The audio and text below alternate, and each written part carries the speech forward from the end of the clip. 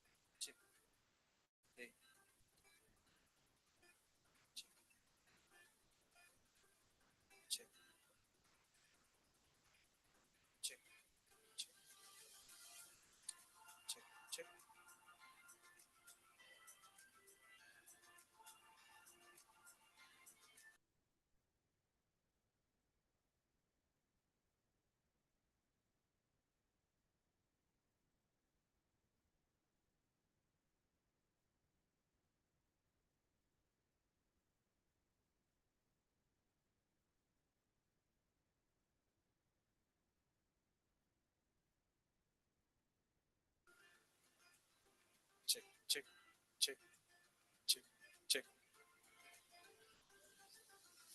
Loud करो ना. Check 1 2 3. Hello. Check, check. अभी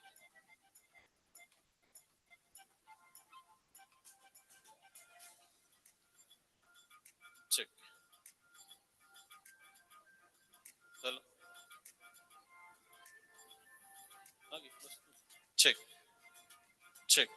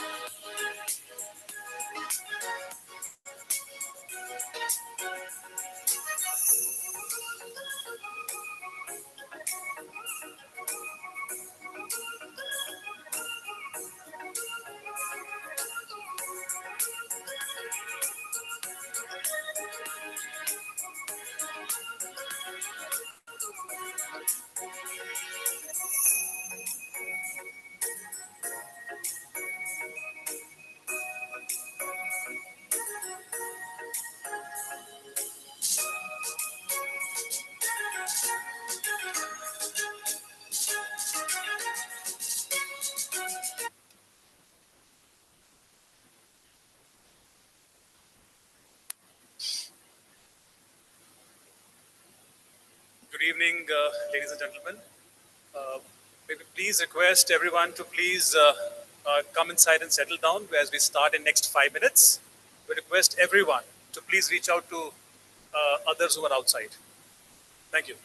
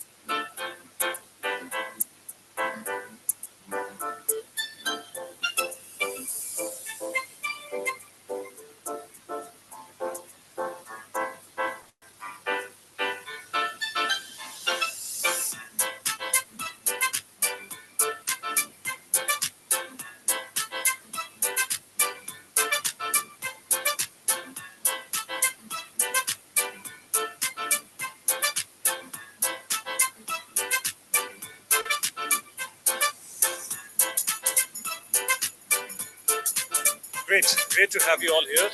Can I request all of our esteemed customers to come to the front so that we can, of course, interact and see each other well. And of course, can I please request Team Diversity to reach out to all the customers who are outside to try and bring them inside so that we have wonderful time spent together. Quickly, please.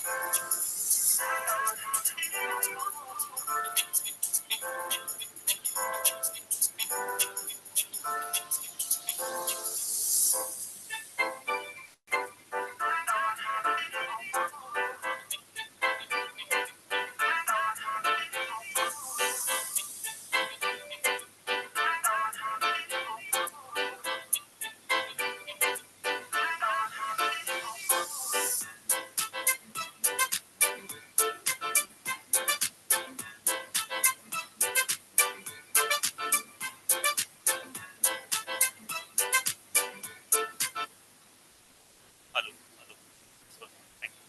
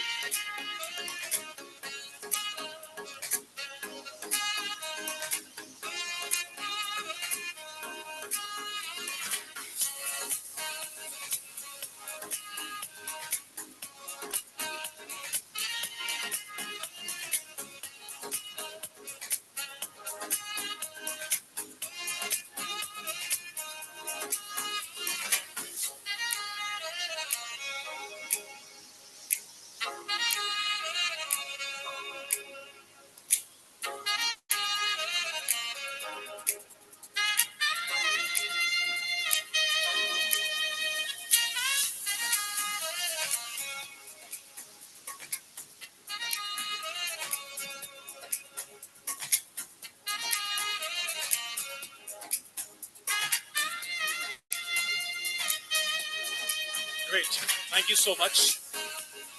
My name is Amarjeet. I represent diversity. Of course, the entire family is here. Thank you so much for taking out time and coming over. Such a wonderful evening to see our guests together. All right, so this is Inspira Hyderabad. Maybe put your hands together to each one of you, our customers, our stakeholders, partners, wherever you come from. I appreciate you taking time out. Thank you so very much. Inspira, a platform by diversity that unites thought leaders, key stakeholders, influencers, industry leaders to explore the science of cleaning. We take pride in fostering collaboration between industry experts, veterans, bringing the knowledge gap for a transformating exchange. May I now request Mr. Karthik Enger to open up with a welcome note, and maybe please put your hands together for Mr. Karthik Enger, Business Director for South Asia. Thank you.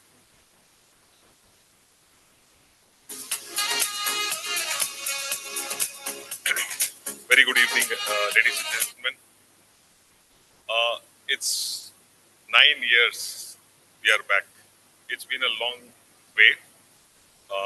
This is a journey that we started for our customers about 12 years back, and we were surprised that we have not been back here since last 9 years. So I think good things always need that wait. I'm sure this one is going to be a memorable one. So this is a forum that we encourage our customers, industry leaders, our stakeholders to come, share their experiences, trends, and the changes that are happening around the environment, especially in the sectors that we operate. And it's a good learning opportunity for all. And I take this, and I see that we are already there. The whole group is here.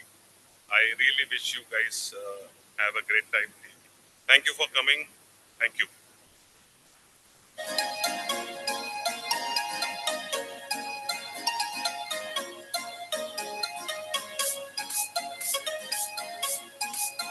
Thank you, Karthik, for such a wonderful message for our esteemed customers. And may I now invite Mr. Bharat Agarwal, Business Director for South Asia. Maybe please put your hands together as he takes us through the corporate presentation, where we get to see a lot of things what diversity is already doing. Thank you so much. Thank you.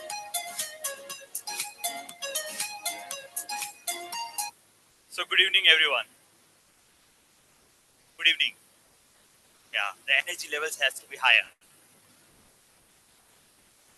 Thanks, Karthik, for a wonderful welcome note, and thanks from the bottom of our heart to all our customers for being here. Diversity Inspira, over a period of time, has become not just an event, but a platform where brilliant minds and brilliant ideas come together to make the world better, safer, and healthier. Yes, that's the purpose of our existence. So now I'm going to take you through some of the slides to let you know about what's happening in the world of diversity. That's about our company. Yeah, some of the numbers for you to know who we are. And I'm sure all of us know last year with Platinum Equity investing in diversity, Diversity Solon has become one company. And that's where you see our footprints and the numbers. We have become a much larger and a bigger organization with 16,500 people, a lot of numbers in terms of the sales force, services, 70 manufacturing sites, distribution centers help us to cater the 96,000 customers that we have across. One of the things that we really take pride in having our research space, 245 scientists continuously keep investing and researching and reimagining the space of health and hygiene. There are 3,400 patents that we have registered, and we are really proud in saying a lot of these people and the patents come from India. We have Dr. Prashant Pandey sitting here with us today. A round of applause for Dr. Pandey. So that's how India contributes to the world safety, health, and hygiene standards. That's who we are. A quick move forward. That's our presence, right? You saw we present in 130 countries. That's the scale that we operate in. Though we are global, we think local, we think regional. We understand each and every market. We understand how our products have to be commercially excellent, how our offering has to reach, how it has to be sustainable, efficient, and ensure a right value chain to reach to our customers and the markets that we serve.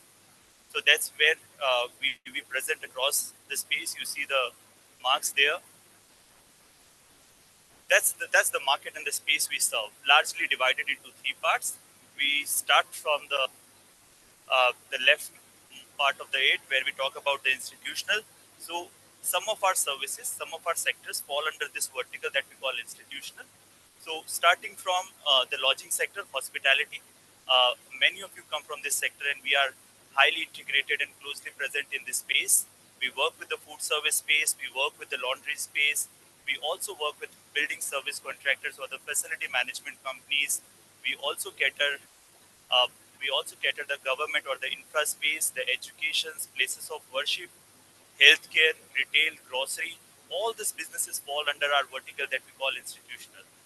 The second part of our business is pool, where commercial and the residential part of the swimming pools are being taken care in terms of the water upkeep by us. The next part is the consumer. So all those things that you're seeing here, the packaging company, the graphic companies, food packaging, we work with them in terms of giving them the chemistry, which help them to strengthen, scale, and put the additives in terms of making their products more strong and solid. So that's our presence and service that we do in the space. Uh, that's what if we have to kind of redefine diversity, we will say the world is facing the resource scarcity in terms of water, energy, material, labor, and we play a role in helping the world to optimize the resources. That's what our role with everything that you have seen in the slide before. What we do as diversity cleaning is given, right? We all know we all know diversity for almost 100 years, taking care of cleaning, but we go beyond cleaning and we take care of what's precious. Now, what's precious? Precious is can be very different for all of us sitting in this room. For me, the precious can be very different from Anil sitting in front of me and from anybody else there in the room. So, for us, precious is life, taking care of our employees, taking care of our customers, right?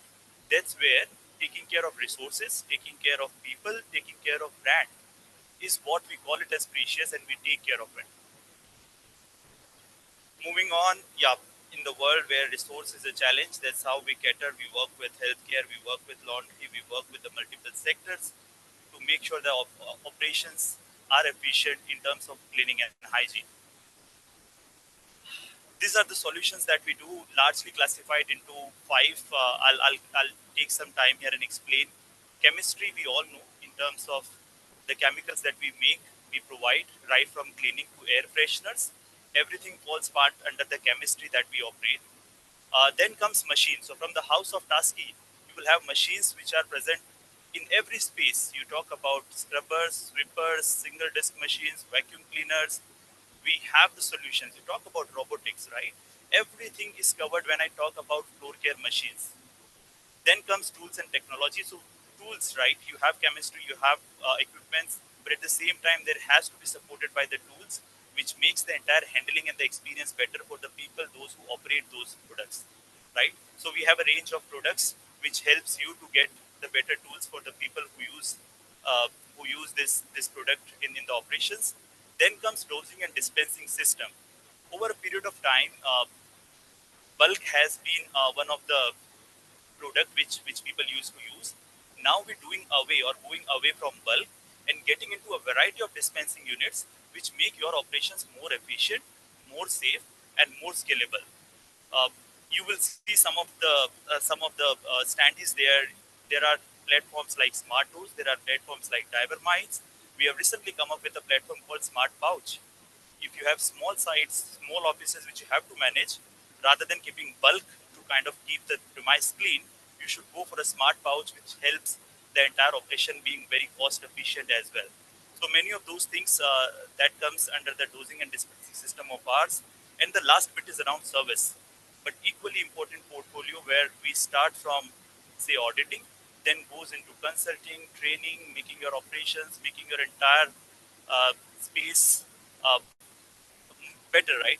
We help you prepare in terms of various certification that you want to take, in terms of food safety, in terms of your operations. I'm going to cover more about it in the slides to come. But yeah, these are the large 5 categories of our operations and solutions. Yeah, what we offer as a value proposition. Most of the companies across the globe in India, SEBI has mandated 1,000 companies to publish their carbon footprints and CO2 emission criteria. We help the organizations to track their ESG KPIs. Right, we all talk about it, but our organization also helps to make you understand how you're doing against them. We also help in bringing the operational efficiency. We we kind of deliver the optimal performance on hygiene and safety. I think all those things are given. And finally, in everything that we do, we try to elevate the experience of your stakeholders, whether it is your customer, whether it's your guest, whether it is your employees, right? Everybody deserve a much better experience, and that's what we kind of do. Moving on to diversity consulting, this is the piece that I was talking about in our service portfolio as well. We are your food partners in various ways. I'll quickly take you to this bit. There are four verticals that you should be aware. We start with, as I said, audit, initial assessment, hazard analysis, food safety, material safety, and let you know how you are placed in terms of an organization, in terms of a food service provider, right? Uh, then we also can help you understand and structure your entire layout right from your factory to fork. So how the entire ideal layout should look like, how the protocol should operate. This is what we can help you do that. Then comes the entire brand design programs, brand protections, brand audits, making sure that you are ready to kind of protect the brand that you are operating here is what we can help you with it. And finally, making you prepared for ISO certification or many other things that you want from your regulatory side of it. We can help you do those things and make you ready for that. So that's our expertise area. If not used, you should look into that. Uh, Leading sustainably. This is, many organizations says that, but we really believe into it. Uh, there is only 1% of the organizations that get a EcoVadis certification in the platinum category. And we really take pride. 3 years in a row we have been rated as platinum certified company under EcoVadis. So deserve a round of applause. Thank you, sir. What we do, I think the entire sustainability starts by having a clear vision and a strategy in mind. Our vision is what many of the organizations have also agreed that we want to go net zero. Yes, we want to go net zero, not only in terms of products, in terms of our packaging, in terms of what we source, in terms of how we are placed, in terms of our diversity, in terms of the participation at a leadership level. All those goals have been nicely, nitty-gritty defined in terms of our visions and the pillars. So that's what we would like to do. A couple of things we would really want to, as we operate in the food safety space as well, we would like to cover 5 billion safe meals. So many of those goals, visions look aspirational, but have been underpinned by the nicely thought through strategies. I'm going to cover a few things in the slides to come. These are few platforms and things that's changing in our space and can help all of you to be more sustainable in your operations as well. We are present in the laundry space, right? Our offering of Flex Advance brings down the temperature at which the clothes are washed from earlier used to be 80 degree or so. Now it comes down to 60 degree or so. So there is a straight reduction of 20 degree temperature in terms of the water, makes your operation more efficient. Not only this, there are trials going on, we coming up with Flex Polar, which brings the temperature of the water down to room temperature. So that comes in, brings huge amount of energy efficiency. That's what our presence in the laundry space. Green Seal products, again, green green green products, a LEED certified product portfolio that we have. Many organizations, many buildings are going aspiring to have the green certification. CIA does that. So our offering of Green Seal help you to achieve those criteria too. Flush Me Note, another program of ours which we are really proud of. One male urinal almost consumes 12,000 to 24,000 liters of water in a day, in a year. So a solution of ours, which is green, which is odor eliminator, if you put all this together, you can really go waterless urinal. So in your entire premises, a number of male urinals, you can simply cut down the water and save a lot in terms of the water, which is one of the most important resource of our earth, right? So flush me not do that. Twister, another program of ours, a diamond infused pads. The display is there over. You should have a look at it. Imagine a chemical company coming up with a program which says use my pads and there is no chemical that is needed for the cleaning. So that's what Twister does. It's a chemical-free cleaning experience and gives you almost the same level of experience, same level of shine in your hard flooring with the pads that we have. This is interesting not only in terms of the products and solutions that I spoke about, we also take care of sustainability in terms of the packaging too. So all of us know, right? Most of the plastic, the packaging happens from the virgin plastic. We have an aim. We coming up. There's an initiative. Uh, Shant is giving me a nice smile. Uh, we soon gonna do away with the virgin plastic. We will have a nice mix of PCR, that's post-consumer recycled plastic going in, virgin plastic coming out, and that's gonna save 40% reduction in terms of my CO2 emission. So imagine the contribution that it gives to my 2050 vision of going net zero. Also, 700 tons of plastic, right, will get recycled. So a huge contribution to the sustainability, and good job, Prashant and the entire team who has worked on it. Some new launches. Without further ado, let me come to that. You see the machines there in display as well. Ultimax 1900, Palimet 6500, powerful machines, uh, technology-enabled machines. You have huge capacity in terms of water, much better performance. Ride-on sweeper that you see, which is Palimet. If you have to manage a large premise, this machine can be a wonderful blessing for you. And finally, antibacterial floor pads, which when not used, doesn't attract the bacterial formation. So brilliant launches, brilliant work done by the team in research. Air care system, another new launch from our house. It kind of makes, if you have to improve the internal air quality of your offices, of your premises, you should look into our air care offering. The amenities here, the offerings here, improvise the performance, gives you the peace of mind, improvise the air quality of your offices. So certainly something that you should look at. Fly traps, unlike the ones that you get in the market, these fly traps are one beautiful in the way they appear, and also very much sustainable in terms of costing, in terms of the way they perform. It doesn't kill that fly that comes to it. It traps it. There is a glue strip. It keeps kind of the fly comes and stick there, so you don't have a fly getting burst, a noise coming, the entire experience getting spoiled. So all these things really make a difference, whether you want to put it on the front of the house or back of the house. You have some beautiful offerings coming here. Oxyvir TV Easy Pack. So we have a technological accelerated hydrogen peroxide based technology, which is our patented technology. So we come up with a smart pack. This used to earlier come in the large pack. So now you have a pack which is 20 full smart and easy pack, which can help you clean your surface. For example, if you're going office and you want to make sure there's nothing wrong there, you can use a white pack like this. It just take a minute for you to make sure your surface is completely disinfected. Quickly moving on to the guest amenities. Again, you see that there in the display. We have brought this up from our house. You should see uh, things which really makes your mostly the lodging sectors or the offices where you have employee guest house kind of things. You should go for this, which makes you more sustainable in terms of your operations. Product range is good. You have a nice sustainable packaging, which is a dispenser. It's there in the display, and the refillable experience of it. So that's where you reduce the plastic and give a better guest experience. Moving on to the water intensive industries, with Solanus portfolio now added with diversity, we can also help you if your industry where you come from is a water intensive industry.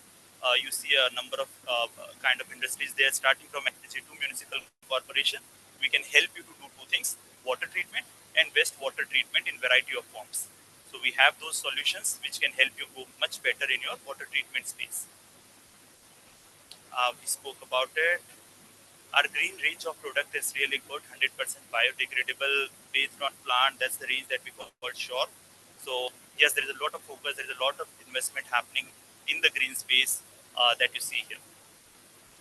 Moving on to the dishwasher programs, again, another important element of your kitchen. As you operate, you would like to have your dishes which are safe, which is clean, right? Uh, There are three kind of dishwashers that you see here on the screen: hood type, under counter, and conveyor belt. If you want to be capex free, we also have models which are subscription based model or the rental models. You can have this in your place, which can make your operations much safe, much cleaner, and much cost effective. Moving on to the new launches, paper products. Again, we should have it in the display too. Torque and Softcare Touch are the two range that we have come up in paper. A much better offering. Those who would like to go for a premium offering, Torque has not only paper but a tech enabled in it as well. So a sensor-based paper dispensing units, which can also help you track the consumption of paper at a different point in time. And again, a Softcare Touch, which is offering second in tier, you can certainly look into that. All our solution that I spoke about in some shape and form gives you the enhanced asset life. Whether you are a lodging sector veteran who would like to kind of enhance the life of your linen, you should look at the program that you see on the screen. You want to make sure your amenities and the fixtures in toilets are taken care of. You should look at the programs that I spoke about. We can do the same thing for the kitchen. We can do the same thing for the floors and the carpets that you see. That's how you see, right? We bring the guest satisfaction. We can also help in terms of a lot of savings that you see on the left side, and we have the calculators to give you the real working of it. So anything that gives you rings a bell with you, do get in touch with the team. Okay, CSV program, that's a shared value, common shared value. So we all know about CSR. We go a little extra there to make sure we create an amplified impact. There are some programs I'll directly come there, which has created a real big impact in the society in which we operate. For example, Soap for Hope. It's a program where the soap bars that you use in hotels, it's one-time use, right? Hotels don't use it again.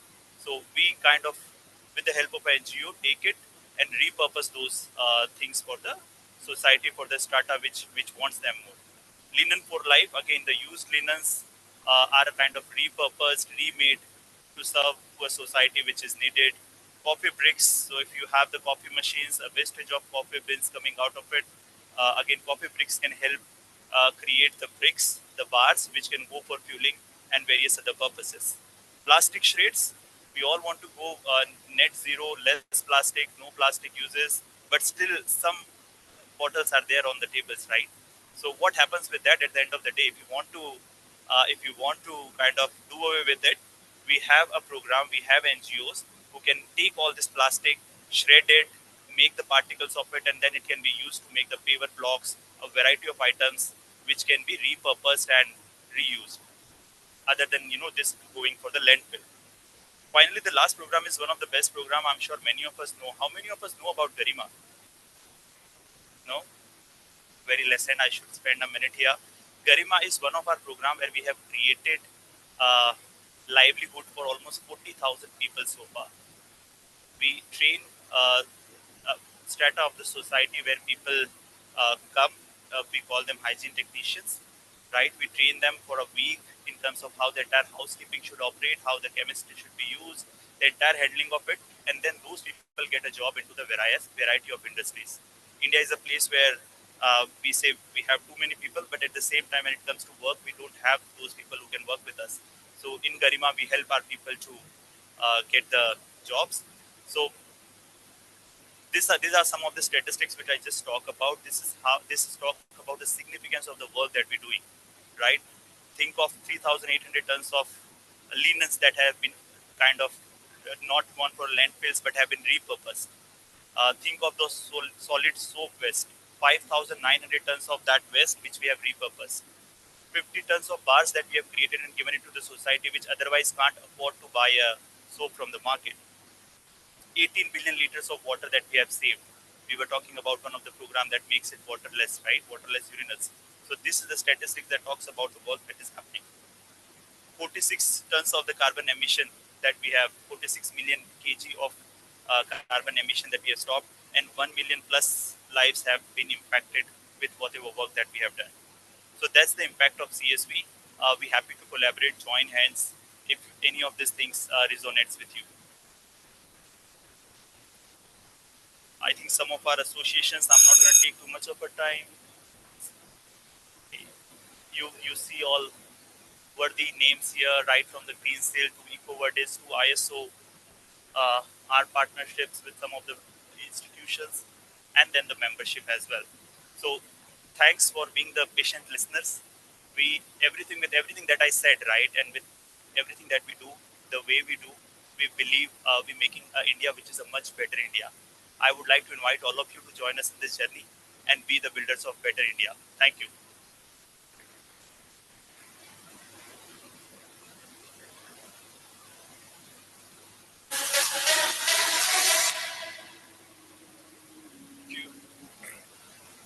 Thank you, Bharat, for taking us through the insightful presentation of how diversity is responsibly doing the business, of course, how we are bringing about change, and of course, going beyond clean to take care of what's precious.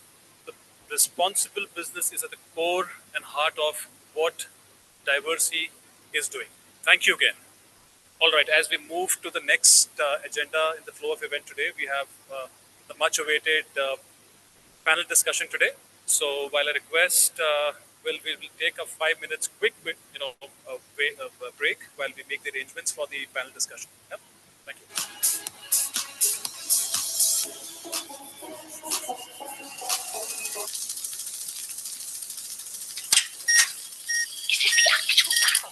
Yep, genuine barrel, found in somebody's shed.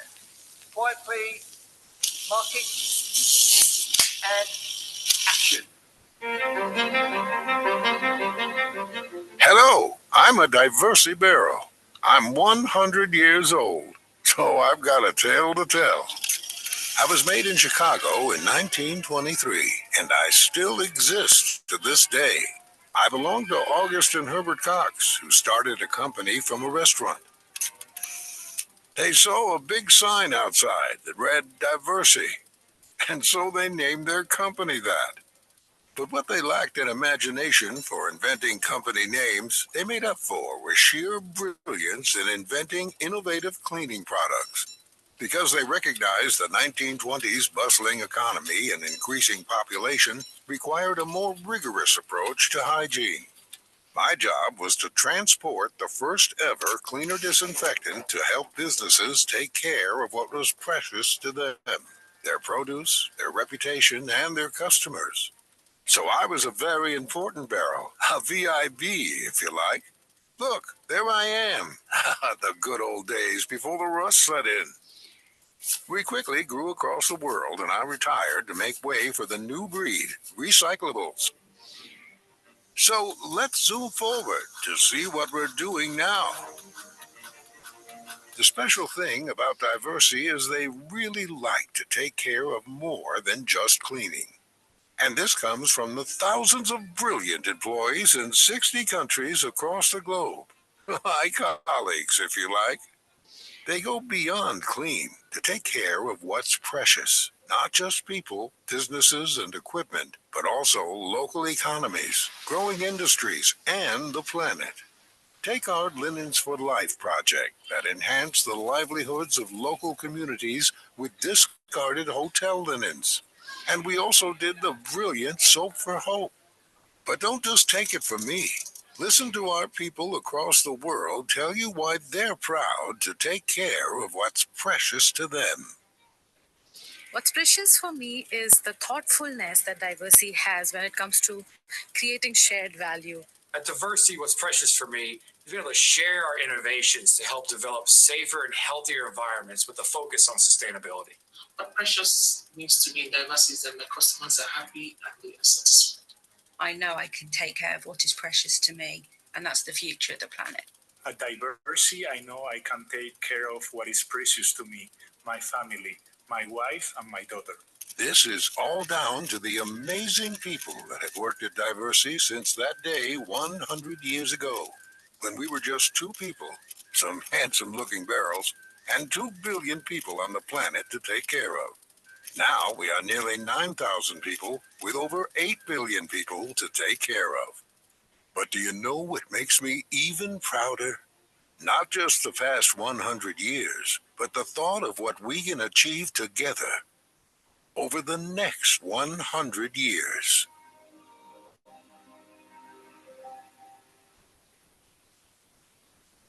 In the beginning, two pioneers embarked on parallel journeys.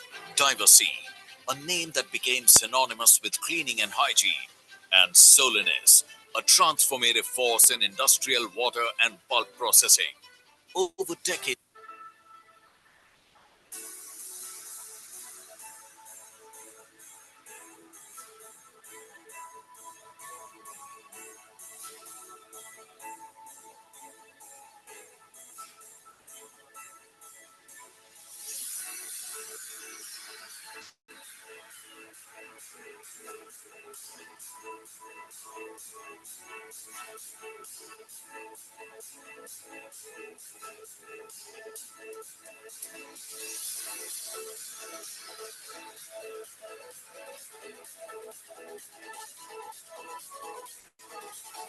Right.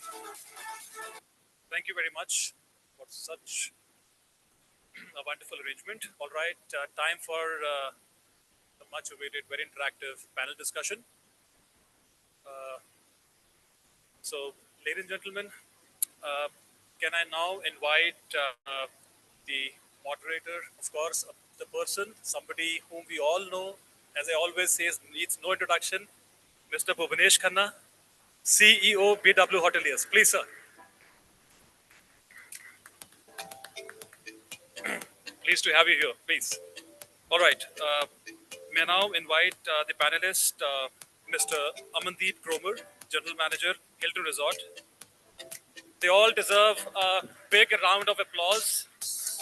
Need I mention Mr. Parag Shah, General Manager, Mercure Hotel. Thank you. Mr. Arnab Gupta, General Manager, Taj Deccan and Vivanta.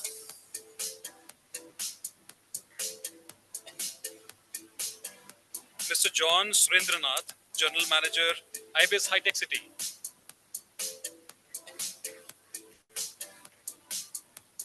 Mr. Shubhankar Bose, General Manager, Sheraton Hotel. Mr. Mani, CEO, Banyan Nation.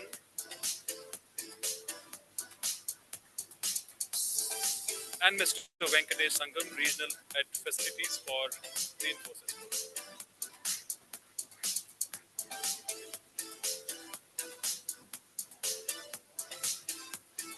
Thank you so much. Over to you, sir. Thank you so much. Inspira Hyderabad. Right. So, I always bow my head in this city when I land here and touch the ground. But this is the city where my wife was born, which was a long time ago, stunning. So, the one thing that I learned, that's it.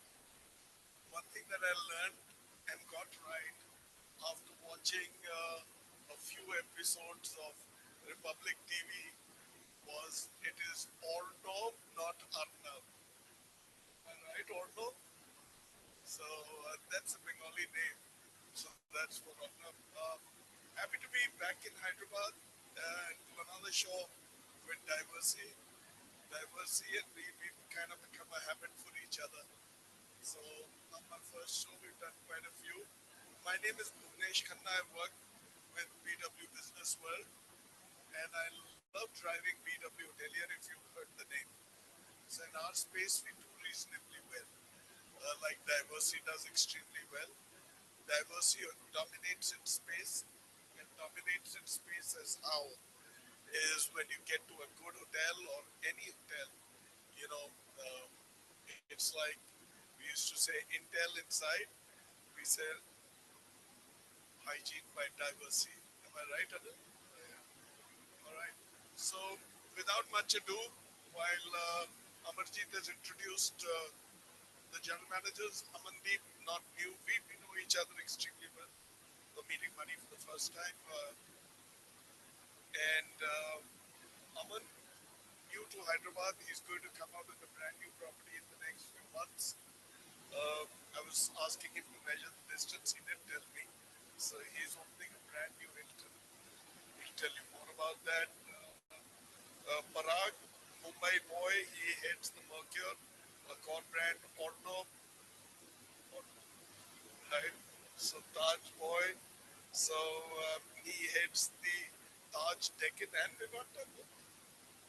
Was it? Yeah. All right, and John Surendranath.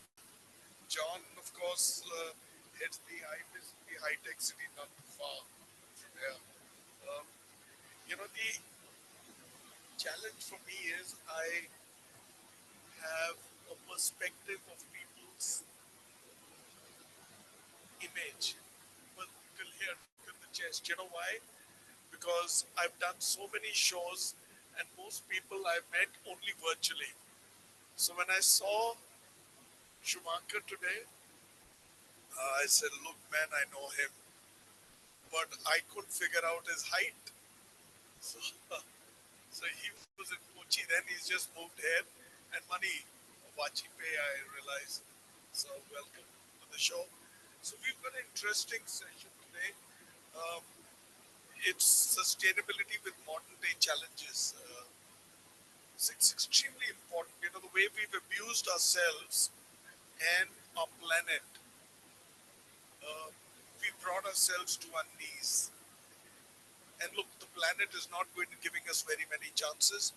I'm a Delhi boy. I've flown in from Delhi, and you know what's happening in Delhi. Pollution, not because of the parliament that we have over there, it's because of the smoke that we have there, the smog that we have over there, right? People love to call it fog. It's not fog, it's smog, and we're dying. So it's time we behaved ourselves, and very frankly, I'm soaking in good air in Hyderabad. So I guess I need to move from Delhi to the city. I know we are, but he's not there. Where is he? Where is he? So Amarjeet did. All right, Naveen.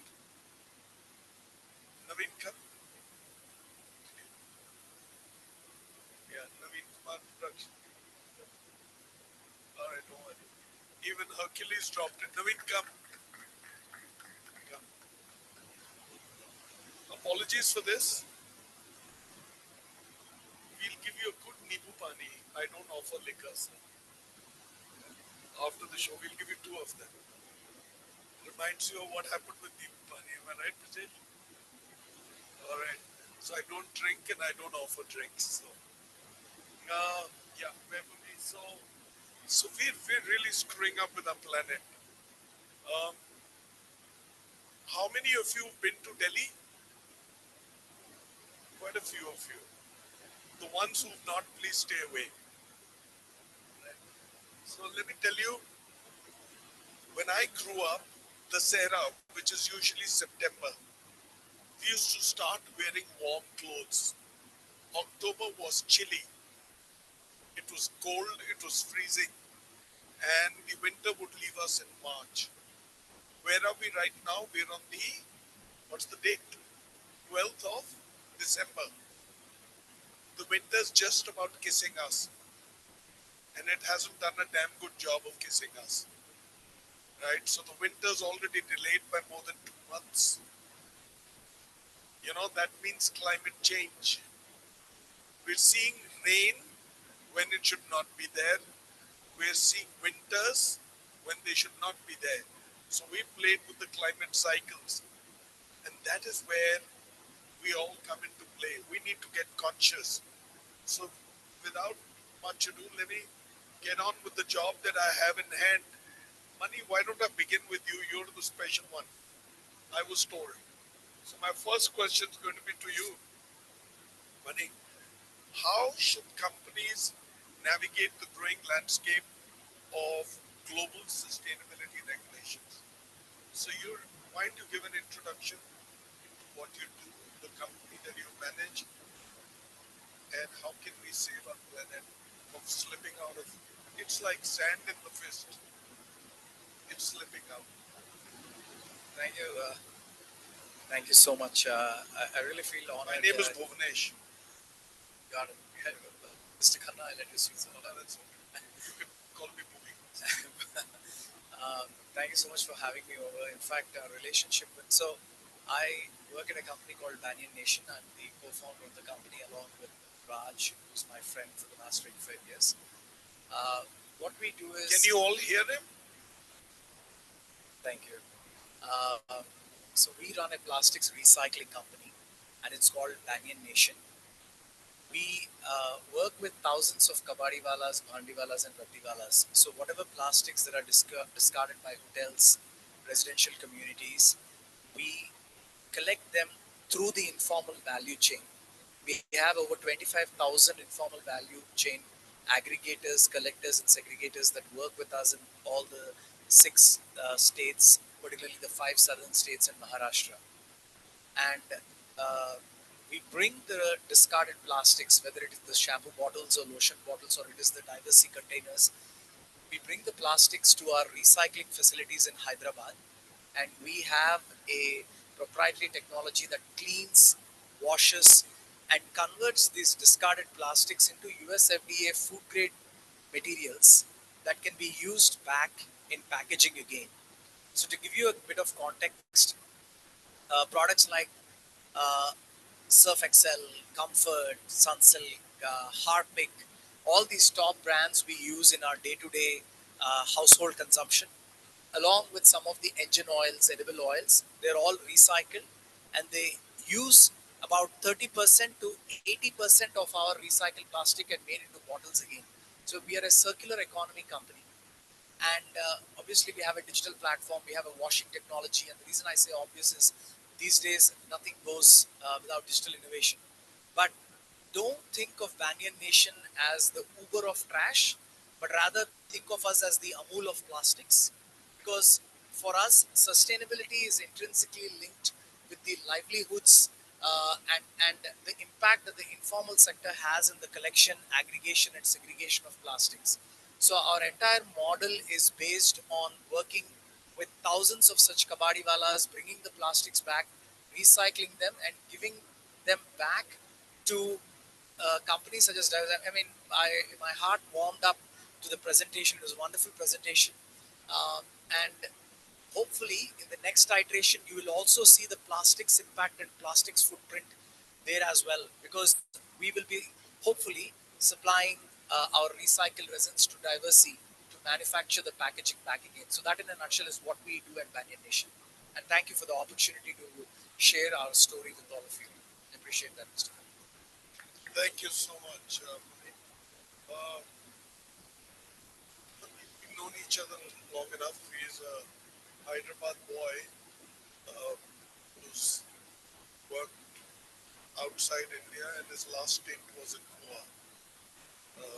So I know it's not very easy to be in a formal suit for somebody who's come out of the Maldives and Goa. So it's very tough. Do you have a mic? Not very easy, but then this is where he grew up. This is where you were born here. Yeah, native. Yes, Native. Switch it on. See if this works. Yeah, from Hyderabad, born and brought up Hyderabadis. This is where his parents are. Any words in Telugu? Telugu Telugu కొంచెం కొంచెం వస్తుంది అర్థం అన్నీ అవుతుంది. Not bad. And he's a half Sikh, huh? So, all right. So, Aman, he works for the Hilton, by the way. So, tell me, Aman, what does sustainability mean to you, and why sustainability is important? I mean, look, I think we saw it with the presentation, and I think, with diversity. Sorry, I think I should introduce myself. I think you've done that very well. But thank you. I fondly call him Paji, so I can't go by the name. But thank you, Paji, and thank you, Team Diversity. We work very closely with them at HIT. And thank you for this opportunity for having me on stage. My name is Amandeep Singh Grover. I head Hilton Hyderabad, Valley Resort and Spa. And it's a bit of a long name, but that's what we're going to be called. We're coming up soon, Q1 next year. Very excited to be in my own hometown, opening a beautiful hotel. I started my career 27 years back, but to come back to your home, and they always say, home is where your heart is. So it's really heartening for me to come back home and be part of a brand new opening. So yeah, very proud of that. Coming to the question, yeah, sustainability is very, very close to me. I used to actually head CSR for Hilton for quite some time. Obviously, I passed on the meeting to someone. I always feel that you need fresher ideas. But worked very closely with Diversity to create some ideas. Look, a lot of the programs they have, Lilith for Life, Soap for Hope, these are things that really go a long way in just helping society, helping your carbon footprint. This does not happen, right? There are not many companies that do that. Money just mentioned about recycling plastic. So thank you, and I think we should connect a bit later. I think it's very, very exciting to do that. So these are things that we need to do as a community, as a society. Even with pre-opening, I think I'm having these conversations with my ownership, whereby we keep telling them. And I don't think we need to tell them because they're also very well educated and very well aware of how carbon footprint is important to us. So I think it's the way the future is going to be. And like you said, weather, climate changes, and all of that. That's all part of what we have abused the environment for a few years. So every time I hear about development, my heart bleeds. We're constructing hand over fist. We're building new buildings. We're concretizing open surfaces. We're leaving no space for the earth to take in water. We're drying up our planet. We're changing the entire ecology. So every time a new car is sold, a new building is made, or the number of clothes that we buy, right? So my wife was telling me when I was buying something the week before last, she said there are 36,500 days for us to live if we were going to live a full 100 years. One full 100 years if we live, we only live 36,500 days. So we've lived most of our winters, winter in the sense every year. So we've lived most of the years for the number of years that we are left for us. We don't need that much. So, in Japan, there is a movement called the minimalism movement. Japanese are giving off things that they can do without. So they're getting into maximum 3 to 4 to 5 dresses, 2 to 3 pairs of shoes. They're giving off furniture, utensils, personal effects. They're consuming less. So we need to be cognizant of what we need to do for the planet and get conscious. Every time we buy something, we discard something. Our heart should bleed when we put something into the dustbin. Having said that, let me walk into this first question with this Mumbai boy, Parag. Uh, Parag is the general manager of the Mercure. Parag, Mumbai is marginally behind Delhi, as is Bangalore. What are the sustainability-led activities initiated or undertaken by your organization and under your charge? Thank you. Can you hear me? Thank you, Mr. Nana, and thank you, Diversity, for inviting us today. Mercure is part of Accor, and like the panel discussion, we have John from IBIS, and I'm from Mercure, so it's again Accor. We are leading in this panel discussion. Same ways. Sitting in Accor hotel. Sitting in Accor hotel. So we are also spearheading in terms of sustainability. We all the hotels across India, most of the hotels, in fact, I would say, are a zero plastic hotel. So all the guest facing areas we no plastic. All the hotels, they have their own bottling plants which are there in the devices. And all the rooms, we are completely plastic free rooms. There's nothing in the guest facing area which has a plastic more than that. This is the first step which Accor had taken from years ago. Followed by we are focusing on food wastage. We are also focusing on energy conservation. So there are a lot of steps which Accor is taking in terms of sustainability. and we have a very clear roadmap in terms of what exactly we do 5 years down the line. All the hotels are jumping beginning to do. Now we are actually moving towards the back of the house areas where we do not want plastic. So we are actually inviting a lot of vendor partners who are also supporting sustainability. So this is what as of now is doing in terms of sustainability. That was a short answer and a shorter response. But that's okay. So I'll now get on with this Mumbai boy, Bengali, born and brought up in Mumbai, or not. I love your name. You know. So, or not. Tell me, is it a myth that sustainable products and practices are costly? Good evening, all my colleagues. Good evening, diversity team. It's great to meet you, Mr. Khanna, after almost 2 years. Yeah, pleasure. So, he hasn't given a party in between. He's become a general manager, but that's okay. We'll save it for after this session. Sure. So, I have been associated with the IHC and the Taj Group of Hotels for almost 2 decades, and I started my career in Delhi when winters used to start in October. Yeah. So, I would like to say is that sustainability actually is a way of life, and it has to be part of the ethos or the culture of every organization. Um, the three major pillars of sustainability is economic impact, environmental impact, and the positive change to the community. Unfortunately, we only look at the economic impact of sustainability when we try to initiate any new process or a new change. And also, what happens because most of these initiatives are a capex kind of structure where it requires a little bit of initial capital expenditure.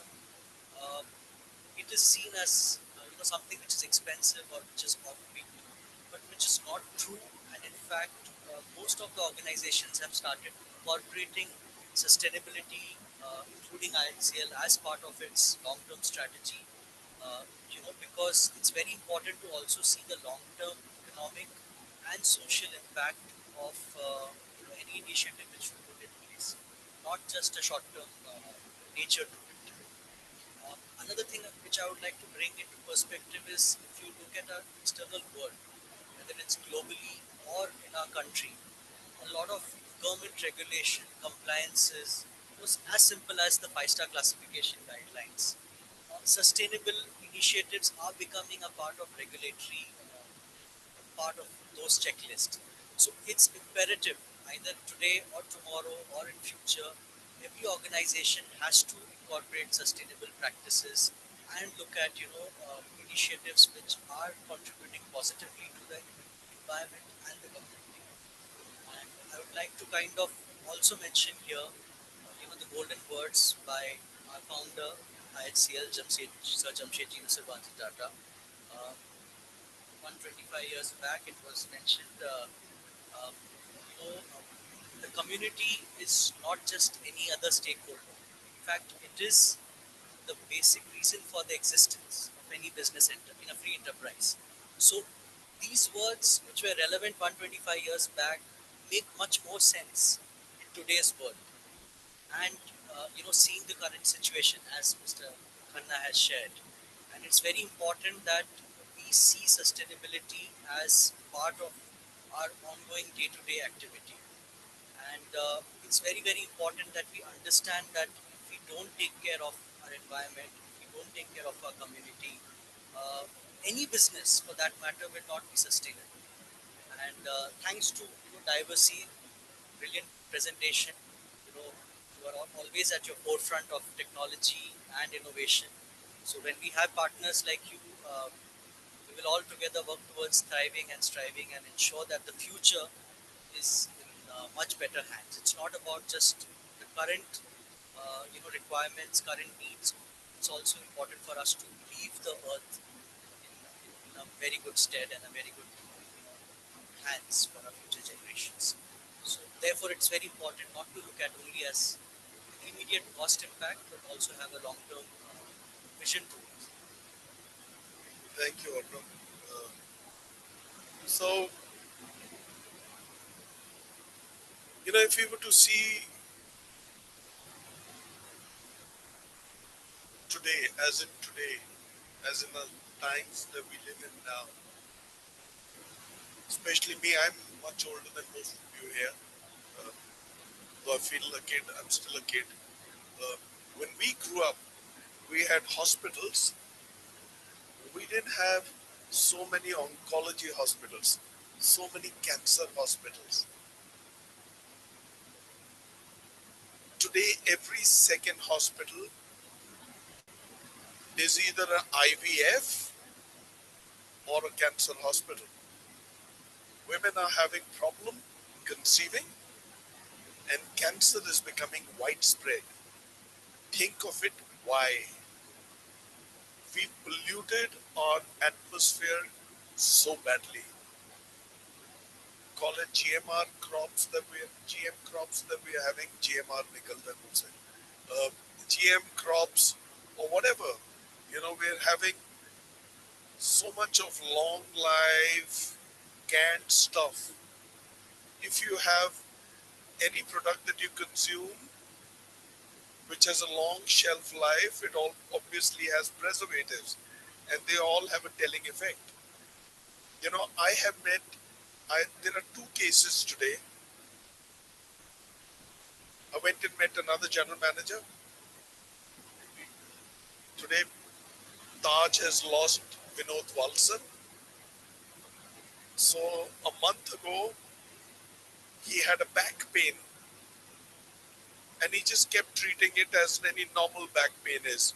He went to the doctor. He said, "Why don't you get some medical tests done?"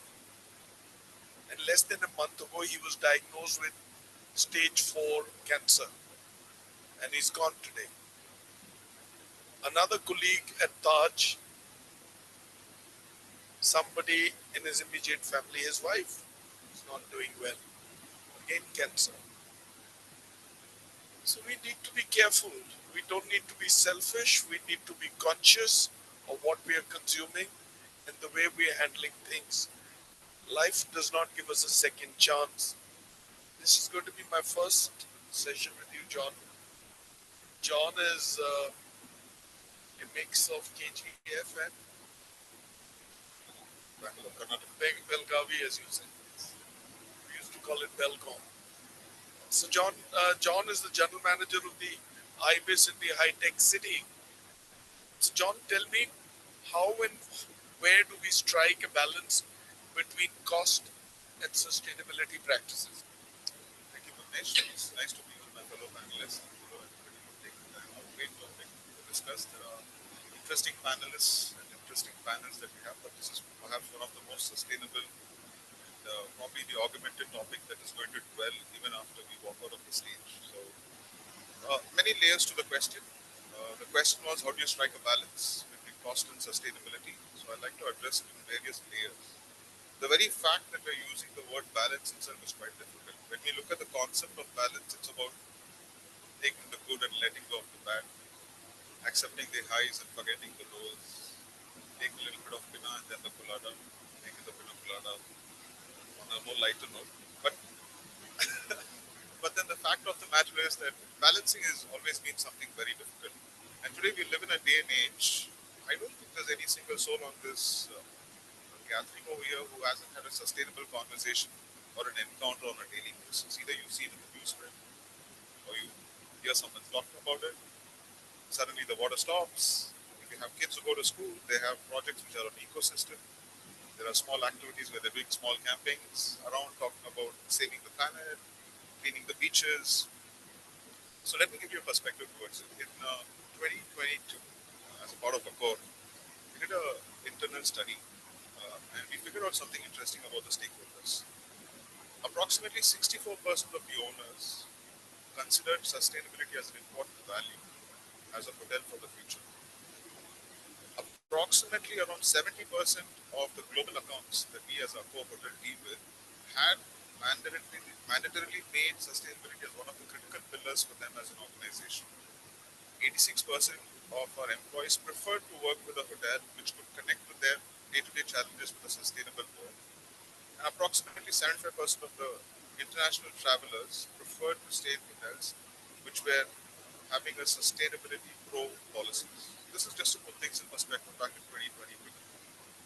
So let's come down to Hyderabad. I'm a part of IBIS. We have approximately 23 hotels. And way back in 2010 is when Accor started off with sustainability as a thought process. Our CEO, Sebastian Bazan, he had made it very clear that one third of the world is suffering with water. We are not in any position to open more hotels. We need to dwell deep inside to figure out what we need to do.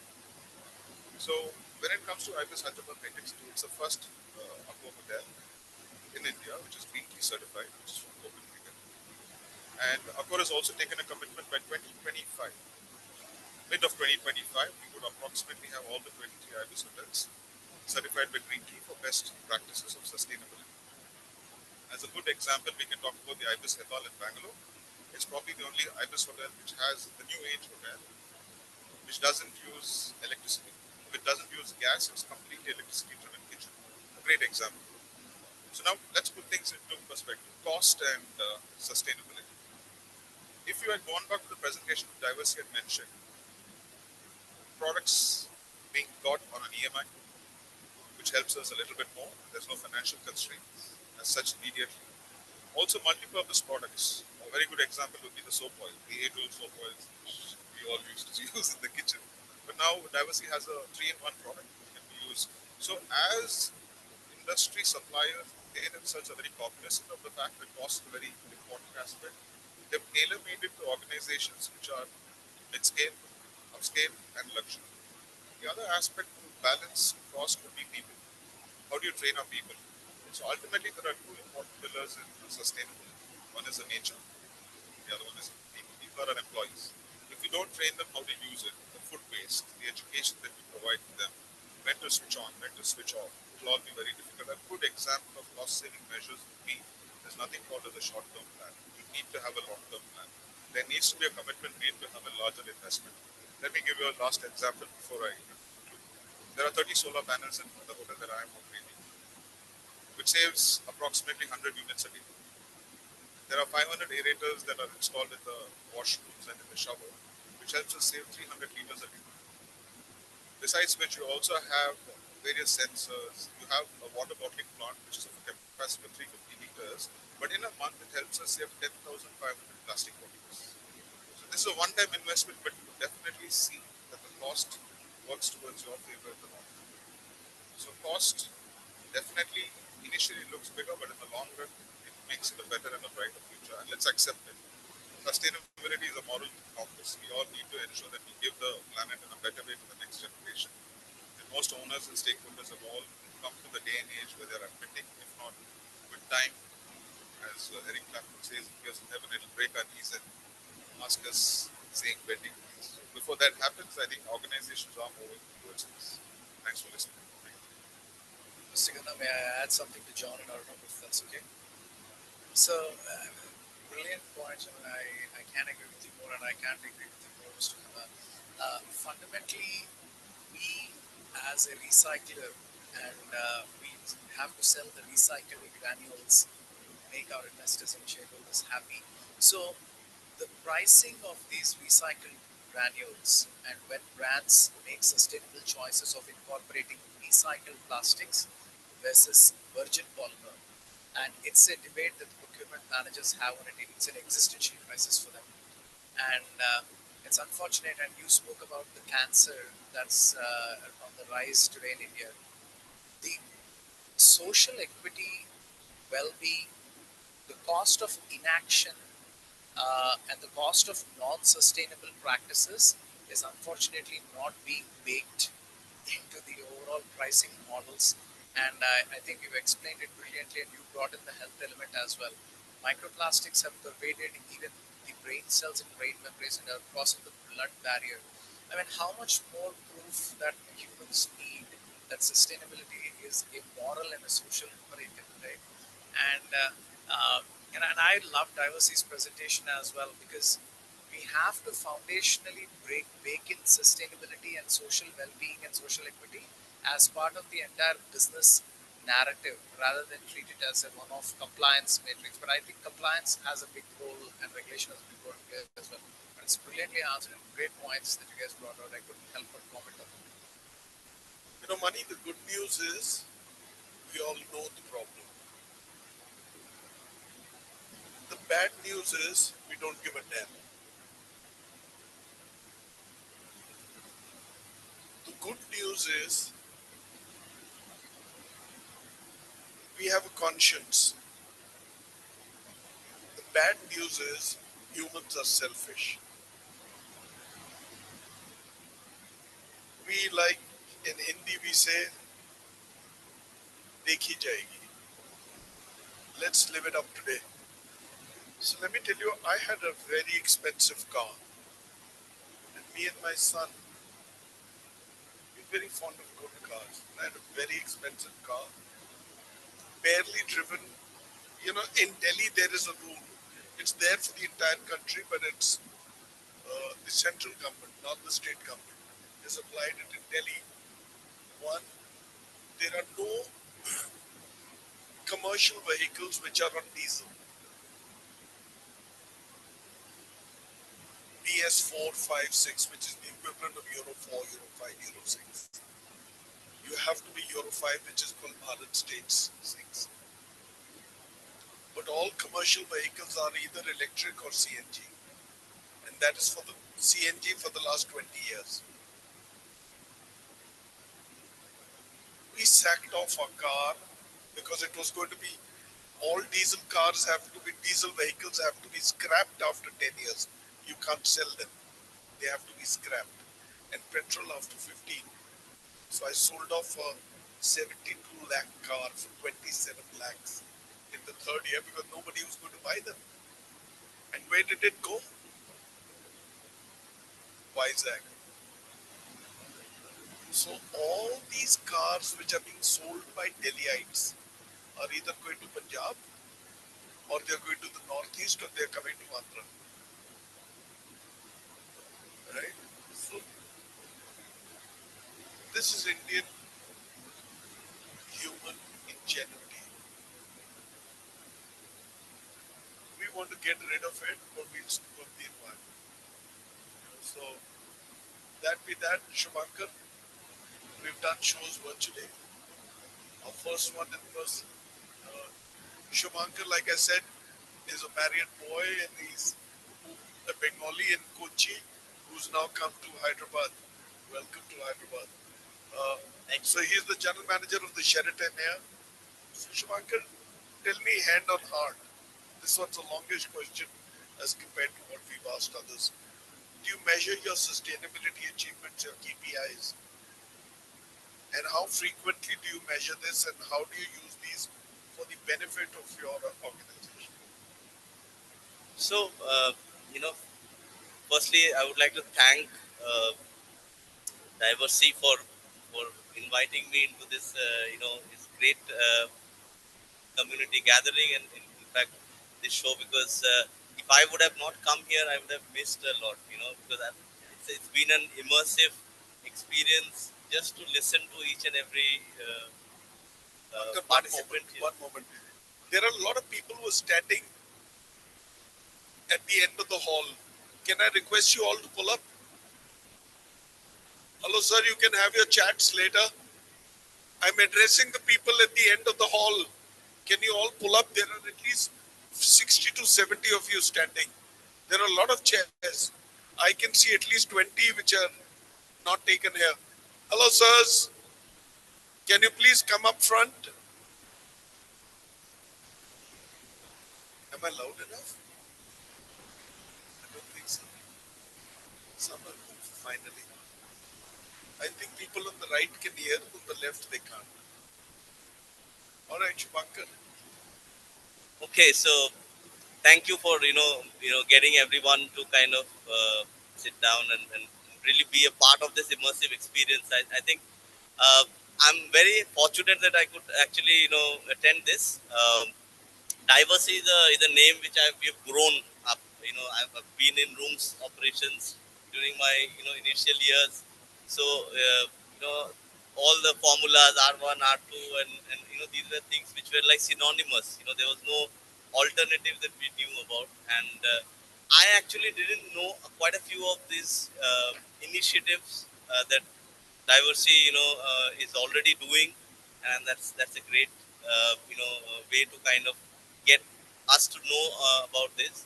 I think I will definitely contact back a few of these, the options and the availability of resources that you already spoke about, which makes us even more better, right? As a hotel leader and team.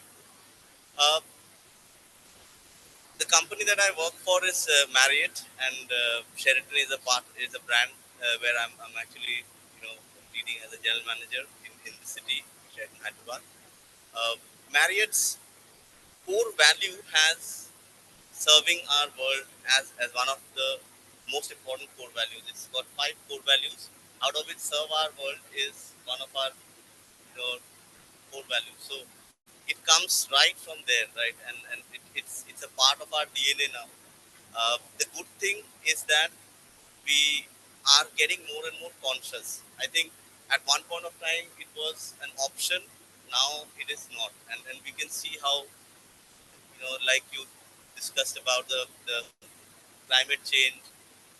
We can see that happening even in Hyderabad. I think everything is changing very rapidly, and we are seeing that affecting our lives. We're seeing that affecting the way we kind of uh, live our life now. Uh, I think it's not an option anymore, and companies, bigger companies have bigger responsibilities. So Marriott comes as a largest chain right now globally and has a huge responsibility to kind of make sure that sustainability and really looking out for various ways to kind of make an impact has been one of the driving force for the last maybe about 5 to 6 years. And I think in the last 2 years we have seen a huge change in the way we operate. uh, Quite a few of initiatives that my colleagues from other larger chains have also discussed. I think we are all doing all that very consciously. We do have very scientific way of measuring it, and that has actually developed in the last 2 years, I would say, in Marriott, wherein we call it as a hub of sustainable measurements of various different parameters of carbon footprints, and we call it uh, the way we kind of look at every aspect of our wastes that are going into the world, going into the landfills. We are actually measuring it on a monthly basis. And these are measured not only in terms of numbers, but we have to actually get all invoices, like the vendors that we are working with. They are also equally, getting educated in the process, and we are also getting to know how they can be more sustainable in terms of the way they are, practicing their regular waste, or the way they are dealing their business. So all these invoices for every parameter actually has to be updated in order to support that the measurement that we are doing every month. And this is also clearly, transparently, being looked at globally as well. And that's how we are actually giving out these numbers to the forums where they are actually looking into how Marriott is doing in terms of sustainability practices. Thank you, Shiva. Thank you so much. Thank you. That was valuable. Now, before I come to you, Naveen, just I used to work with Reliance way back in 2005. All computers, all laptops connected to a central system. If you would give a print command for any prints of mails or any presentations or any paper that you would take, it would root through that, and at the end of the day, you would get a statement of how many prints you've taken, how many you could have avoided, and there was a cost, and that was limited to you. Way back in 2005, they encouraged us to do away with business cards. And Mr. Ambani himself pushed us, unless and until you're going out for formal meetings, please wear breathable shirts and not coats and jackets to office. You will work comfortably and you will lose less egg. So he was so forward looking even in 2005. Yeah. So I guess these are examples that we could carry along with us. Naveen, you're the production manager with Linsom. Yes. Apologies for the mess up. I am going to take care of Amarjit after this. So, tell me, what trends do you foresee in innovation to achieve sustainability over the next 5 to 10 years? అందరికీ నమస్కారం. Keep the mic near your mouth. Near your mouth. Yeah. Coming to our Instrum, it's 173 years history. So from last 18, it was established in 1848. 175 years completed. So Instrum is the workwear services, laundry. Workwear laundry. So actually we are supplying to our pharma and food and beverages and service companies to garment supply. So actually our Instrum of the sustainability importance. So like we are taking the KPIs means just 5 years and short-term goals and long-term goals. Like short-term goals coming to next 2025 zero emission. So 2035 coming to the net zero emission and 100% recycling. We have taken that long-term and short-term goals. Thank you. So I will now close this session with one final one back to you, Mani. So there's a put your money where the money is. Right. So Mani, tell me, do you think sustainability reporting and metrics are standardized enough to create meaningful benchmarks across industries? What's your experience? Well, it's a loaded question. I'm probably not qualified to answer this, but I'll try my best. See, I've always been somebody, and I'm going to speak my mind here, right? The perception of impact versus the reality of impact. At the end of the day, what are these metrics and what are these KPIs, right? What today we're doing is we're focusing more on the perception of the impact rather than the reality of the activities and the impact we're taking. And if I were to comment, and pardon me if I'm going out of line here, is that when we report our sustainability activities, first of all, I think I can give you the generic answer that there's too many standards, too many platforms, there's a need for standardization across board. I think we all understand.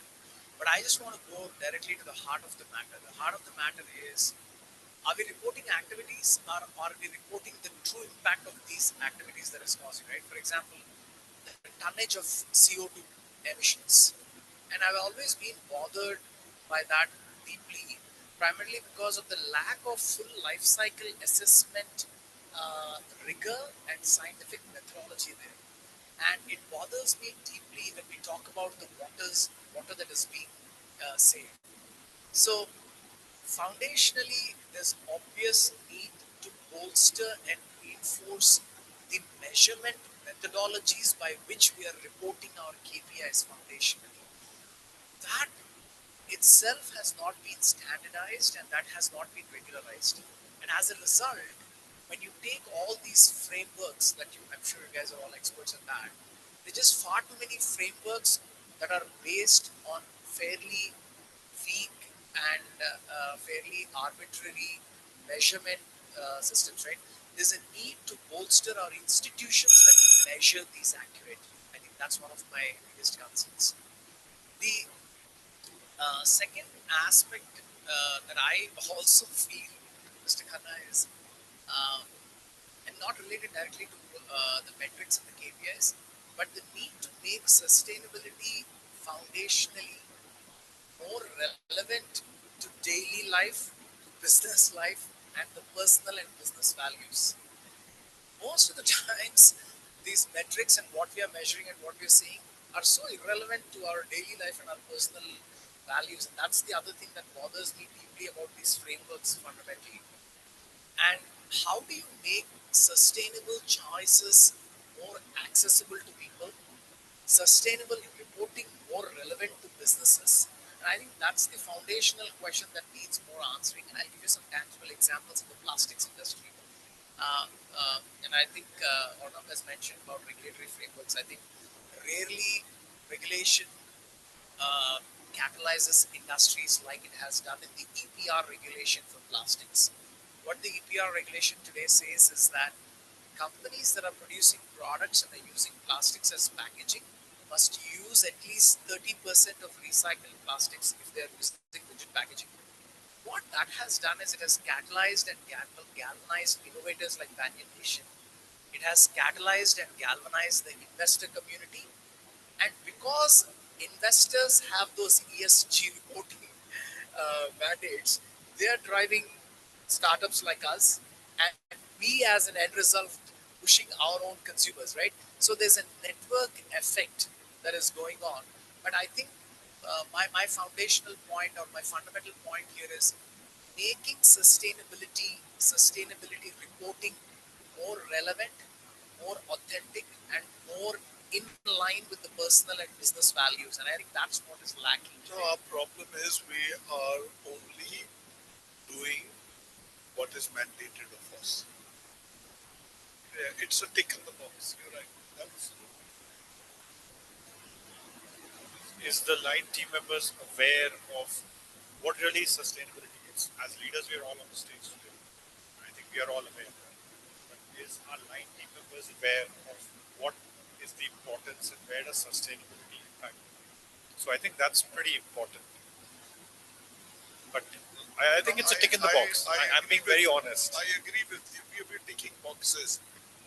But the point is, we all need to have a mechanism for ourselves, our family, and people who surround us. We have to go back to where we began a few decades ago. We have to be a conjuice, be a miser, right? Every time we buy something, every time we dispose something, every time I consume something, I tell people, I go to hotels, listen, you're charging me for this service, for this portion, but for heaven's sake, make it small. So I start with very small portions in my plate. Whatever I can consume, I consume. I ensure that the last grain is finished and nothing goes to the dustbin. And I tell the other guys, don't throw this, please take it away. And consume it. It happened today at lunch also. So I tell them, just make me this much. I eat very small portions. But my body structure says otherwise. But then that's my metabolism, not metabolism. So I think we need to go back and look within. What is it that we are doing right and wrong? Why are we consuming so much? Why are we disposing so much? Thank you, gentlemen, ladies and gentlemen, and sorry for boring you all. But वो पीछे वाले राजपूत है उन्होंने सुना नहीं. They didn't come in and sit. All right, thank you. That's a wonderful session with you all. Thank you for being here, and thank you, Diversity. Amarjeet तेरे को नहीं छोड़ूंगा. Sorry for the big miss. Thank you so much. Can we again hear it for each of our panelists who are just not leading the businesses, but they're making conscious efforts in driving sustainability? Let's hear it for again, for each one of them. Thank you so much, sir. I would request for, of course.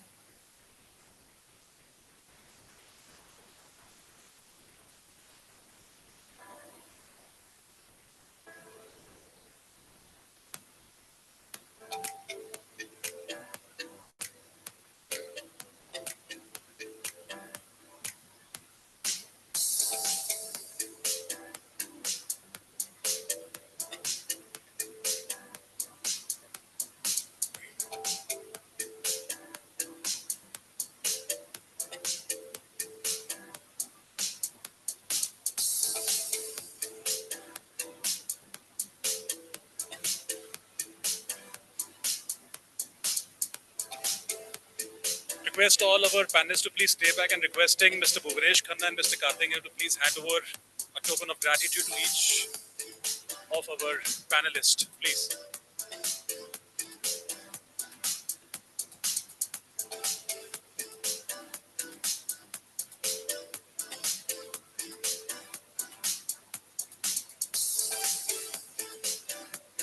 Ladies and gentlemen, please,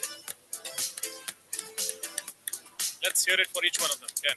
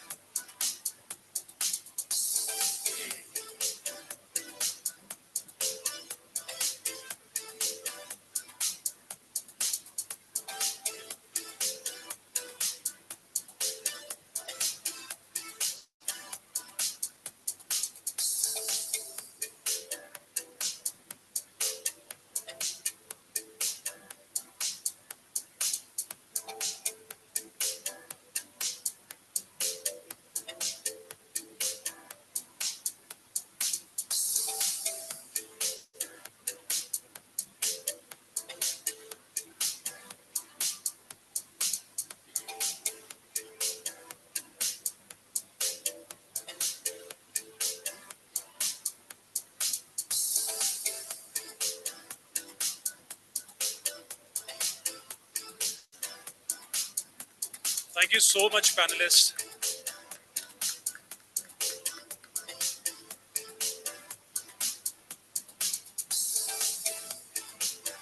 Thank you so very much.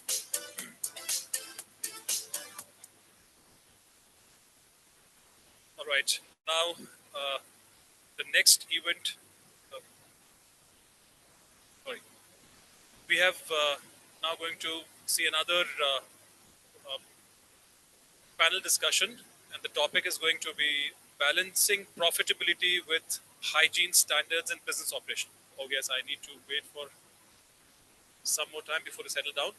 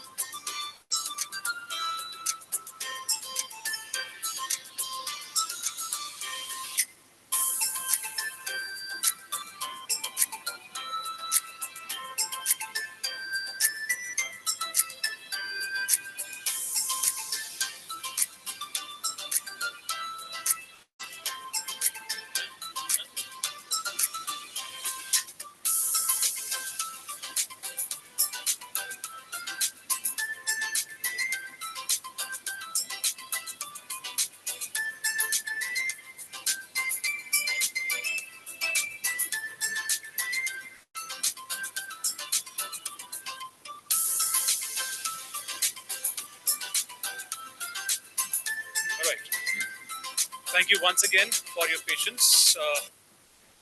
It is always thought-provoking and intriguing to hear what our stakeholders are doing when it comes to sustainability. It's always great to hear. Now, moving on to the next agenda we have today, a very wonderful, another interesting topic, expecting exuberant exchange of ideas and conversation, balancing profitability with hygiene standards in business operations.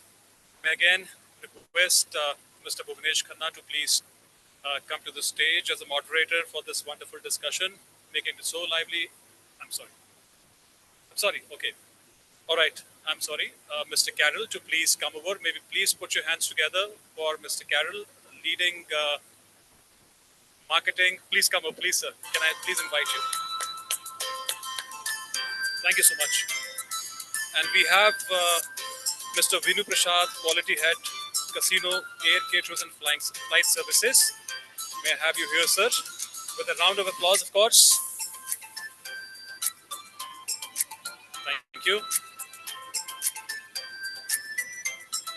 Mr. Bhaskar Rao, AVP Theobroma. The energy is missing. Can we have it, please? Mr. Nihar, owner of Churalto. Thank you. Mr. Thima Reddy, Group Executive Chef for Conju. Can we have you, sir? Thank you. And Dr. Devanand KT, Regional CEO, Aster DM Healthcare. Thank you.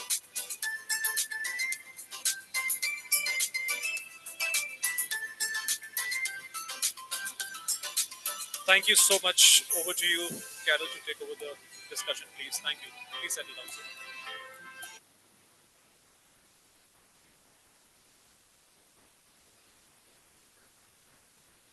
Yes, can you hear me? Good. Well, good evening, everybody. Thanks for being here and most welcome. And also to the dear panelists. First of all, a warm welcome to you all. We are very honored as well that you join us tonight, but also in this discussion on this important business topic. So thank you so much. So the topic of this session is balancing profitability with hygiene standards in a business operation. And as everybody has businesses here, either in food service or healthcare or BC hospitality, and we know that a business, running a business, one of the essential things is there is always cost pressure, always. And what we like to say normally is that the first money of a company is made in procurement, right? That is where you get the first profits done. But procurement can have a very good first step in money making, but what is also important to realize is how is that affecting your business operations? Because if it is too much, then it could have a knock-on effect in business operations. And tonight we're gonna, with the five of us, we're gonna take the journey to see and find out what kind of knock-on effects there might be. So, traveling to many countries as well as these days since COVID, doing lots of remote sessions in many countries. You can see that there are a few global trends, and it are rocky times these days, and lots of things which are happening around us is actually pressurizing even more on costs in the businesses which we are doing. So if you think 2-3 years ago, it started like really, which turned around all our businesses, was of course COVID. That was something unheard. I think that everybody, I think it started in February or March. It went very fast. Nobody could anticipate on this, and it really turned all our businesses, no matter which sector or segment you're in, no matter if you had a business or you were a consumer, it turned all our world upside down. Then that was followed when we were at the first few months when we were trying to settle. Then for businesses, another thing came up. That was like raw material shortage, production capacity shortage. So we tried to keep our business open. We tried to accommodate. And then we got the next challenges because everything was done, everything was sold, the supply chains were totally not, of course, they could not anticipate on these events. So we tried to survive with our businesses, tried to find alternatives, which was then followed up by the supply chains finally found their ways. And then there was more than enough overcapacity. So that had the next dynamic on our businesses.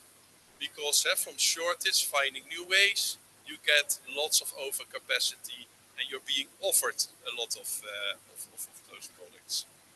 And now, of course, lately in the last year plus, lot of tense geopolitical situations around the world, which have also a knock-on effect of the availability, cost increases because ships need to go other routes, takes longer, it costs more money. So all these things of lately, which are happening lately, also there is it's not helping. It's not helping the availability and for us all to manage cost effectively in the business. So that happened. So the last 2-3 years, and that is that drives the business operation costs and brings us in different situation how to manage that. But obviously there is another side to this story, because we know that food safety and hygiene cost money, right? It's just a fact.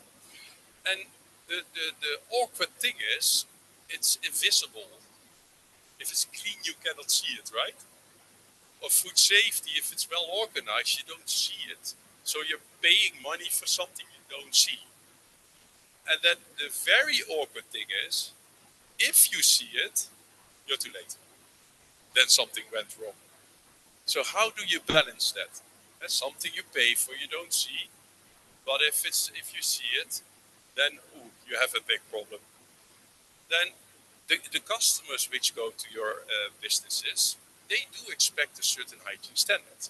That's for everybody different. Everybody's maybe used to different things, but still, they expect a certain hygiene standard, and having that standard, they trust your brand. So they come back. They enjoy your food, enjoy your stay, and they will come back. And even in some of the cases, some of you made this even a competitive advantage. So the brand built trust is also partly because there is a certain hygiene standard which the consumer values.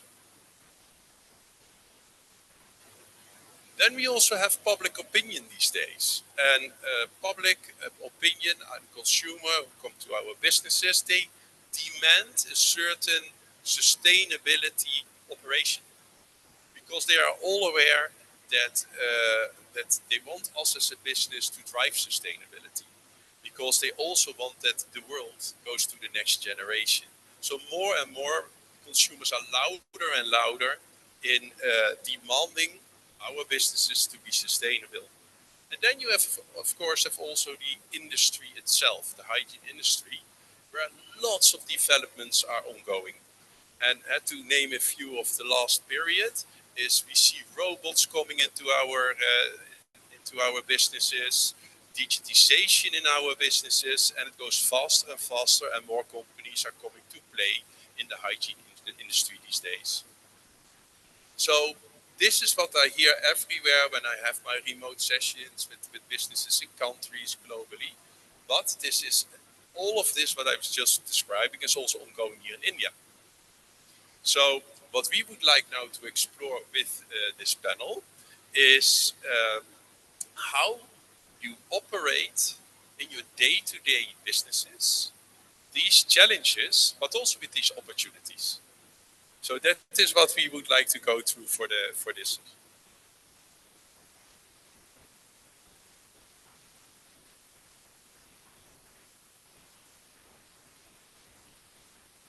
So first of all, I would like to ask Vinu a question. Vinu is the quality head of CAFS.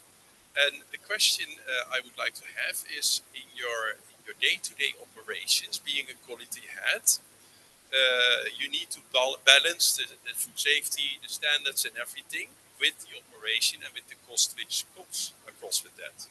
So how do you perceive that your company prioritize and balance profitability and hygiene in the day-to-day operations? First of all, good evening to everyone. Thanks for inviting my diversity. I want to thank them. We have a good association with them. And I'm representing CAFS. It's basically a supply catering company. It was originated with by the Dominic family in the earlier 1950s. they were into hotels, and the brand is being called as CGH. Is in our group of hotels. Then they have introduced into flight catering in the earlier 2005.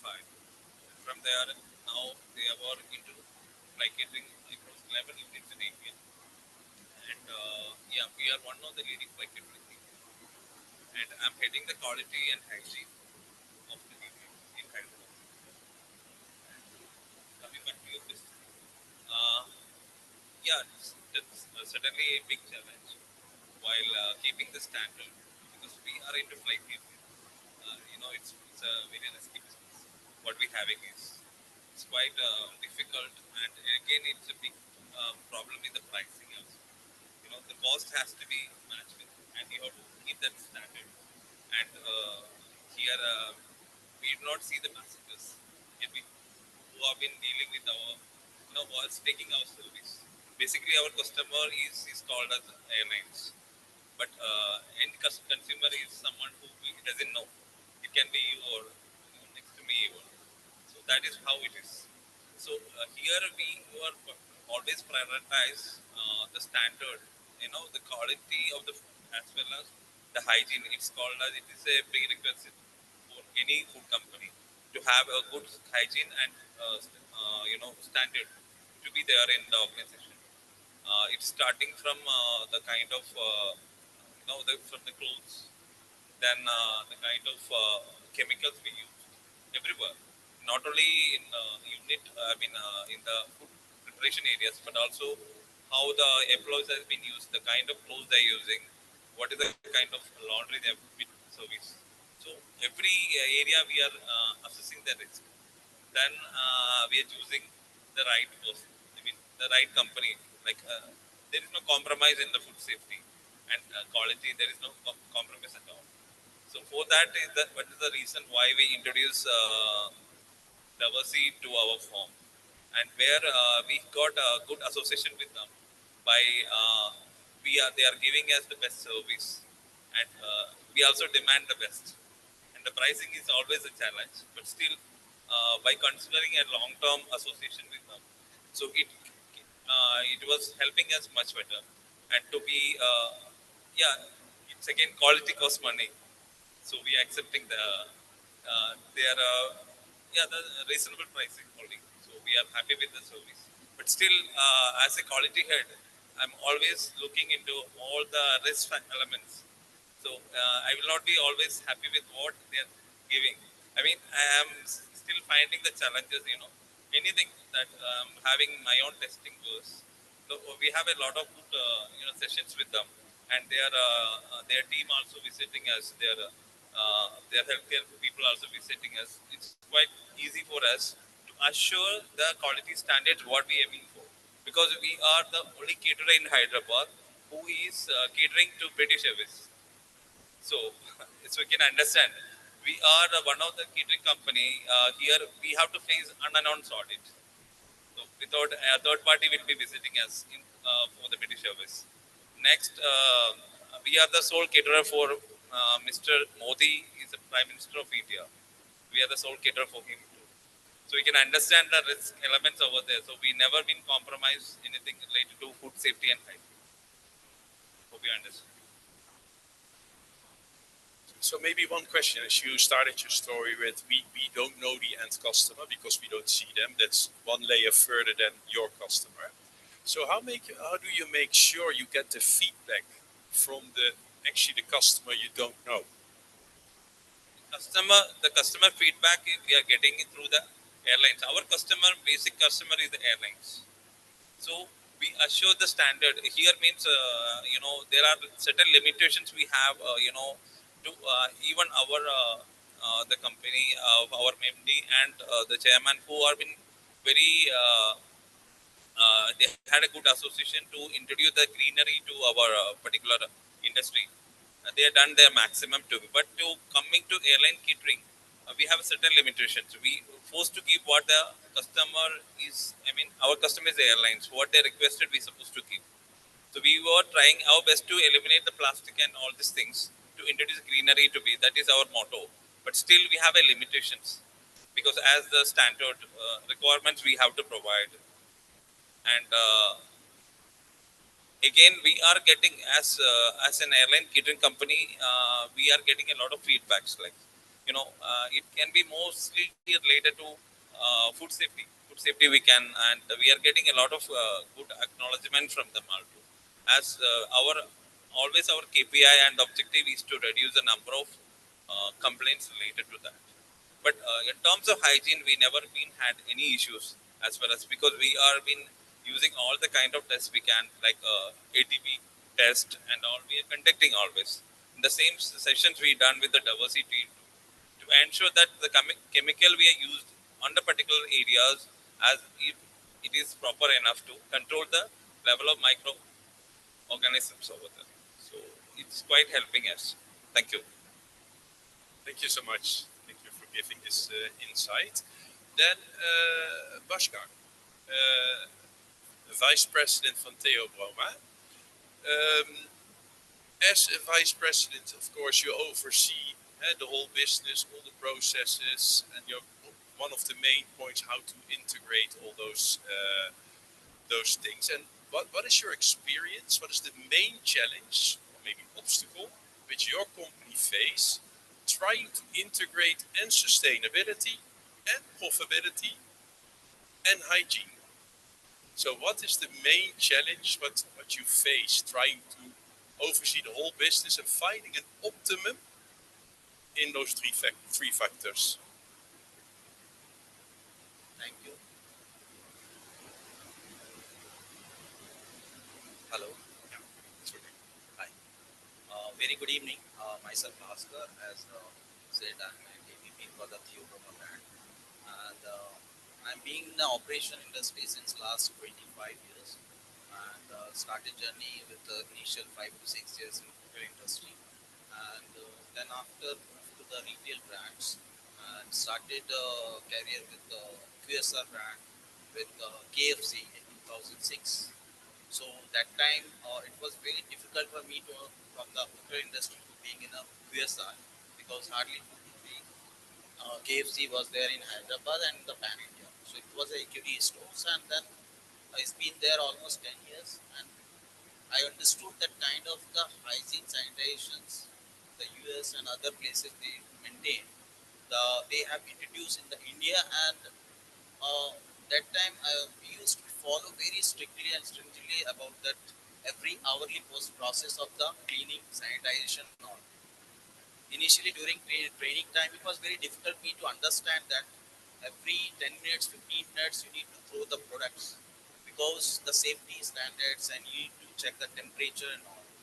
And later on, when we understand how this is important, and I really proud for the young brand and what he given me and inculcated me that the kind of training they given and the importance of the hygiene, operational cost, whatever there it will be, but ensure that we need to be at the end driving the top line, but bottom line is most important.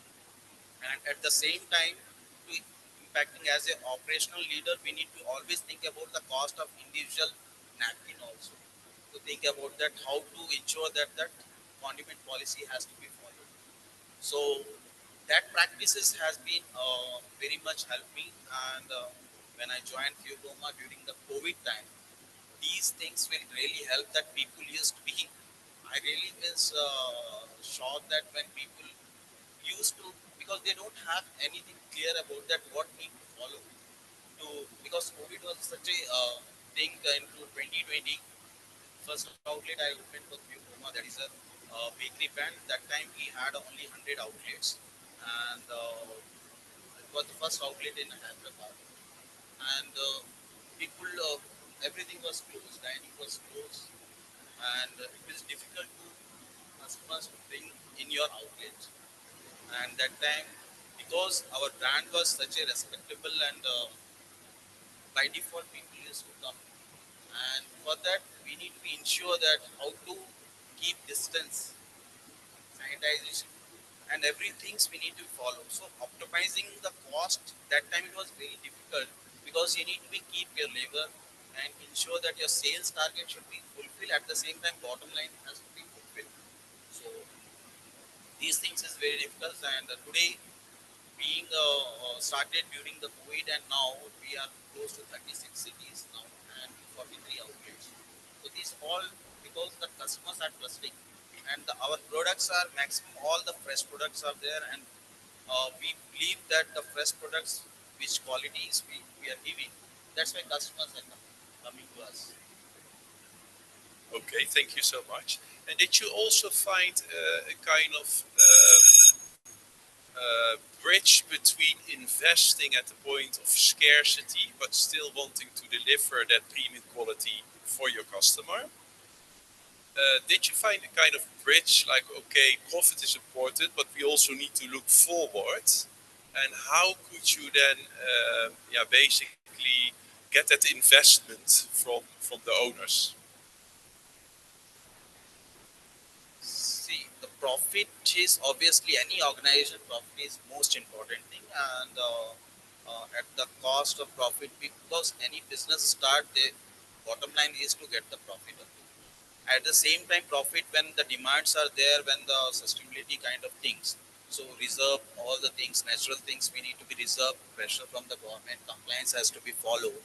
On those cases, when we need to be maintain your standards, and our when you are, it is not like a long shelf life products. When you are maintaining for the one day products, obviously very difficult to analyze that how the business will come and your wastage will become high, because at the end you need to be planned 1 week, 2 weeks before, that what is your pro rata basis last 4 weeks consumptions are there, and again you need to be cut down, break down on the day part basis and day to day operation basis. That time it is very difficult to predict that how after 2 days your sales will happen, whether your sales will be matched with the ordering process, and if that will not match due to certain reason for the regional level and some other level, it will be difficult to at the end to maintain your profit, because at the end wastage will go high. It will impact your overall cost. So it is my belief that if you are focused on your operation and day-to-day operation, and bottom line is at the end you need to be train your team. If your team is well trained and you believe your team and back is you do regular follow-up with them and proper guidelines you give them, then results will come. And if results will come automatically, owner or the investors, they look onto the at the end results. Yeah, brilliant. And you guys did very well, seeing how the years after Corona you developed and being so successful. So congratulations on that. Thank you. For sure. Nehar, being an owner of a business, making making the decision, investments decision, and looking also into sustain the business. I wonder, what are your future plans or goals for further integration in your business of sustainability, profitability, and hygiene into your operations? How do you basically look at those factors? How do you relate to it? And what can you bring us a little bit in your decision-making process? How you evaluate those things? Okay. I think firstly I should have put on a coat because I feel extremely cold. I'll try to answer this without chattering teeth. We hear you very well, so thank you so much. Thank you. Firstly, before coming to sustainability, I'll talk about every entrepreneur's dream, which is the second one, profitability. Yeah. When there's a saying in our industry or in any industry that says, sales solves everything. When sales and profits are high, then the owners think, hey, let's make it green as well. Hey, let's make this as well. Let's buy this machine to reduce this wastage as well. So, firstly, sales solves absolutely everything. And secondly, when it comes to sustainability, the entrepreneur. So, people, I always say to young entrepreneurs who come to me, if you're passionate about food, I always say stick to eating it, because this is a completely different game. food comes at the last of the food business, the last. Firstly, it's a supply chain game, it's a HR game, it's a finance game, it's a marketing game, it's a real estate game, it's a competition game, it's a labor game, and then the last, when I have energy left, I give you guys great food. This is the food business. So sustainability comes, number one, from supply chain. What is supply chain? Um, Having each and every SKU available, process it properly, and reduce wastage as much as possible. I think that is the least people can do as a young entrepreneur is reduce wastage as much as possible, especially for people in this panel who have huge central kitchens which produce huge amount of wastage, chattering teeth, huge amount of wastage. If they can reduce that with uh, high forms of technology, which can predict at this time next year how many cupcakes will I sell, at this time next year how much amount of croissants can I sell. If you can use AI and technology in predicting that I will send only 15 croissants and less than one will go to wastage, that is sustainability. And then profitability follows. And then what was the last one? I'm sorry.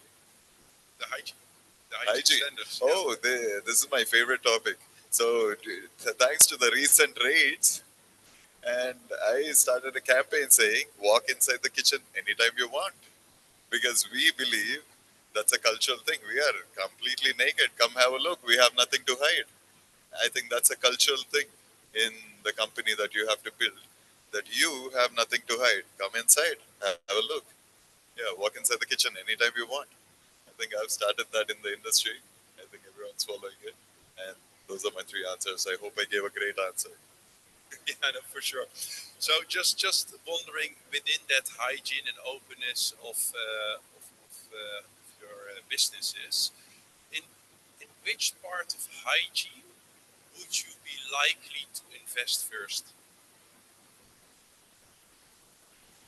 Would it be like a further integration of digitalization? Would it be like robot machines so that they clean and your people can prepare food? Where is your interest as being an owner? Firstly, I would invest in training and culture because the guys working in the kitchen and the KST and the housekeeping are from villages. They don't understand soft skills and basic hygiene skills. So I think I'll invest in training and culture first. And in the training and culture, I would invest in digitalization. I would invest in AI because these days I'm investing in AI tutors coming and teaching them, hey, this is how you do it. So yeah, I would invest in that. That's very good answer, by the way. And I think that is also something what I hear is ongoing, because the people come and go into your businesses, and how do you keep them trained, and how do you keep them interested in the food safety preparations and the cleanliness of your operations. So that is, I think, a good investment and an ongoing investment which every business should make. So thank you so much. Yeah. Tima, being a group executive chef at Concu, can you maybe give some examples how you and the company where you work for, and if you also communicate the sustainable and the hygiene processes which you practice to your end customer? Before I start, I want to thank all the participants who are patiently sitting there and listening to sustainability, because we're not Greta Thunberg where we're social activists and we're going to address sustainability, right? And also hygiene. I remember from the college days, hygiene solutions or hygiene is a word where it doesn't interest people. But I need to thank you all for sitting there and waiting for this discussion also to end. I know everyone is looking at their watches, including me. Thank you very much. And me sitting with my counterparts, Theo Broma and Roldo. I work for Konsu, the INB cafe in Hyderabad, and now in Bangalore, and soon in Mumbai as well. So I am, I mean, in terms of diversity, from my Marriott days, when it was Johnson Diversity, so they used to come and give training on food safety. So from that time onwards till today, I think they are one of the best hygiene companies which supplies reliable products. So for me as a chef, to reduce costs or whatever, throughout my career, once or twice, I might have relied on a cheaper product, but using diversity products. And I'm very happy that they've also come up with some sustainable solutions. But for me as a chef, get into the market and see what sustainable products are available, which is hardly any these days.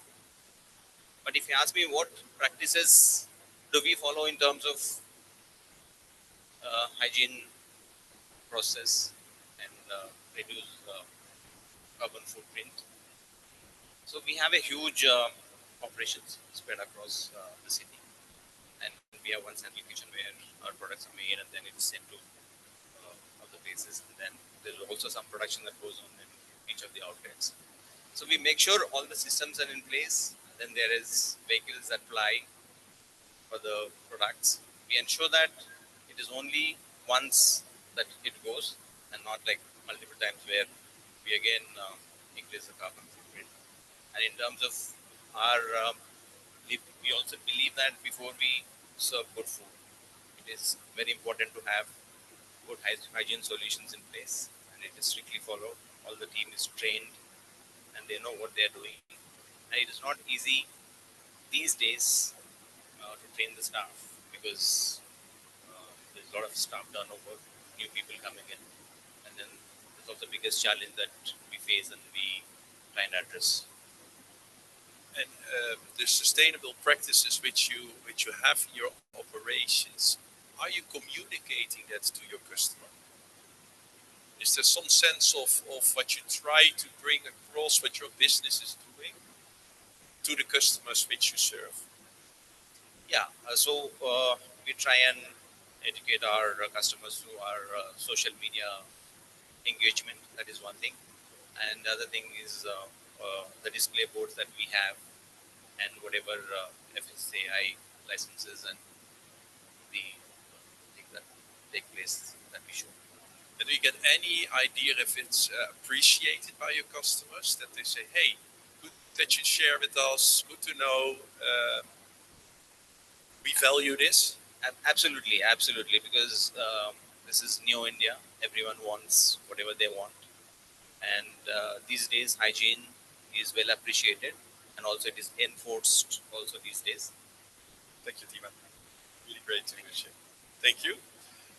Then we go to Dr. Davanant. Healthcare. We also have healthcare in our panel tonight, so that is most welcome. So we heard lots of QSR, in-flight kitchen views, how company relates sustainability with hygiene, and then as well as the profit, operational profit, and how to balance that. So could you maybe take us a little bit into the healthcare world, and how does that work in a healthcare environment? Thank you. Sorry, I have a bad throat. So I represent Aster DM Healthcare. We are a healthcare company. We manage 19 hospitals in India, and some of you would have read recently with the merger of Quality Care with an investment from Blackstone, we will become the second largest healthcare plan in India soon, in a few months. So this is a very interesting panel where I'm joined by the panelists where people would love to go to their place, and I'm representing a domain where nobody wants to come to my place. Obviously healthcare, but then the fantastic subject that you've given, balancing profitability with hygiene, it is actually directly proportional to my profitability. You go less in your hygiene, you come to my hospital and I make profit. So that's how it is. So, this is one place where you don't want to be, but the more unhygienic practices you have in terms of, the environment or your own health, or in terms of, the overall usage of products, you end up in my business. Obviously, I make profits out of the bad hygiene practices that the community has. So, keeping that aside, hospitals has the biggest target or objective that my customer who comes to the hospital comes with a pain, obviously with a pain, with something, that's troubling them. And by the time they leave, the pain would have relieved. But obviously, there is a new pain that we inflict on them by giving the bill. Obviously, the bill that is presented to the patients obviously bring them another pain. But the biggest challenge that we face is patient coming with a specific infection. We don't want them to get infected with a hospital-acquired infection. So that's the biggest challenge. So we have to keep our surroundings so clean and hygienic that we don't want them to come back or get readmitted again in my hospital with a infection that's created by my hospital. So that's the biggest issue, because most of my customers are vulnerable. They are weak. Their immunities will be weak already due to something, some condition they have. So I deal with those customers. So that becomes all the more important for us to see that they don't get readmitted. One, I reduce my hospital acquired infection, and also how better are their outcomes when they get admitted in my hospital. So we have specific KPIs in hospitals to monitor those things, especially in terms of the incidence of reinfections surfacing. So we have very stringent culture norms. We take swabs from different locations and send it for regular cultures to see whether any organisms grow there. And thanks to Diversity, companies like Diversity, they help us in managing the environment, the cleaner and better hygienic. We also have very focused KPI in terms of hand hygiene, where we, practice hand wash practices. So that has been monitored by the Hospital Infection Control Committee, and there's a team which actually focuses on all these infection practices. So hospital hygiene is directly proportional to profitability in terms of a patient who is happy gets better outcome in a faster way, and he doesn't get readmitted in next 30 days. So obviously I get a goodwill, and the patient either recommends somebody else to come to my place, or they in their family somebody gets needs a medical help need, they come back. So in terms of the focus on how we do, like I mentioned, there is a strict monitoring that happens. We also try to reduce or conserve water by reusing the water, by having specific plants and the treatment plants which enables us to reuse water for flushing. That's something which we use in the hospitals. We also have established, at least my company has established a huge plant, a huge 5 megawatt solar plant in Kerala now, which will cater to the hospital energy. We also look at dashboards every month at the leadership level on how many patients acquired infection from the hospital, or how many had ventilator-associated pneumonia. These are some technical terms. When a patient is admitted in a ventilator, whether he has acquired a pneumonia, so my infection control practice will be bad. So obviously they get those things. Urinary tract infections again resurface. So these are all indicators that we follow usually. And in terms of usage of lights or the lighting, we have most of the hospitals, I think, have the LED lightings now to conserve the energy. So a lot of such practices are there. Other than that, we also have our CSR programs where we do a lot of sustainability programs in the community. And the overall healthcare now are like many of the other panelists mentioned. People are customers, or my customers obviously my patients, so they're more intelligent. They want to come to a hospital which is more hygienic, which is more present in terms of infra. And most of you would agree, 10 years back or 20 years back, you go to a hospital, there used to be a specific smell or an odor of phenyl, which used to be there. Now you go to any hospital don't smell like hospitals. So we are emulating the hotels actually. We follow the hotel industry. We want to match that. Patients should happily come to my place and they should have that kind of experience. So that's the challenge that we face.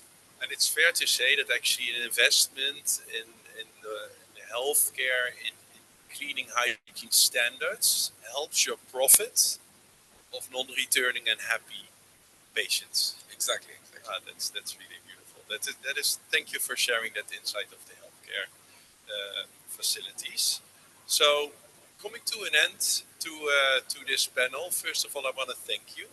I also want to thank you that in the journey of balancing the profitability, hygiene versus sustainability, I must say that as expected, profitability is one of the drivers of your business.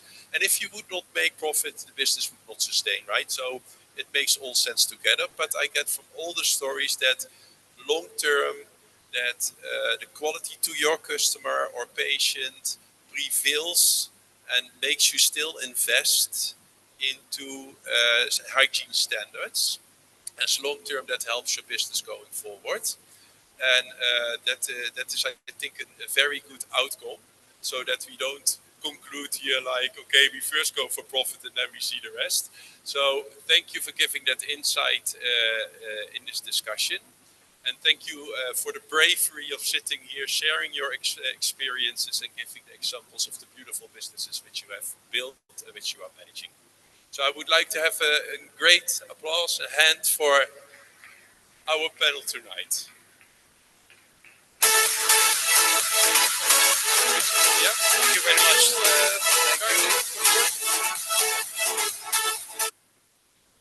Thank you, Carol, for moderating the session. Great to know how each one of our panelists, industry leader, trying to create impact and, of course, trying to do everything possible to strike a balance between the profits and, of course, keeping hygiene standards.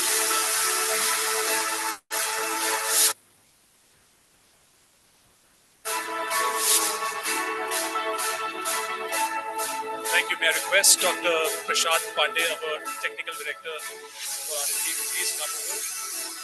And request Mr. Kerala, Vice President, Marketing Emerging Markets, to please hand over a token of gratitude to all of us team practice.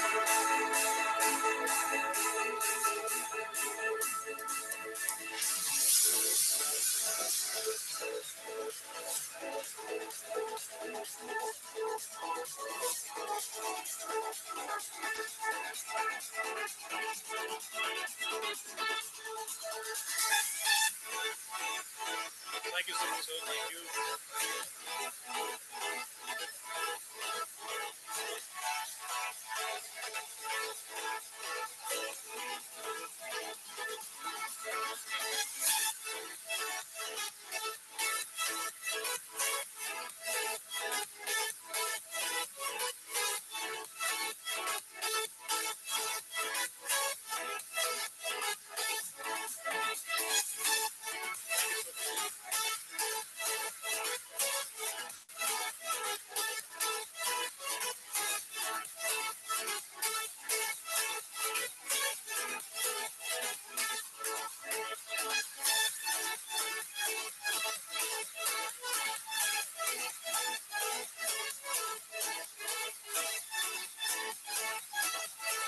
Thank you, panelists. Thank you so much. Thank you, Carol. Thank you, Dr. Prashad. Thank you so much. Well, I see a lot of our esteemed guests are Cleaning and hygiene, waiting for the and Solinix, a transformative force in industrial water and pulp processing. Over decades of excellence, each built a legacy of innovation, forging their paths with a singular focus to shape a safer and healthier world. As these two powerhouses united, their strengths merged into a formidable force, pushing the boundaries and harnessing the collective power. In the beginning, Two pioneers embarked on parallel journeys.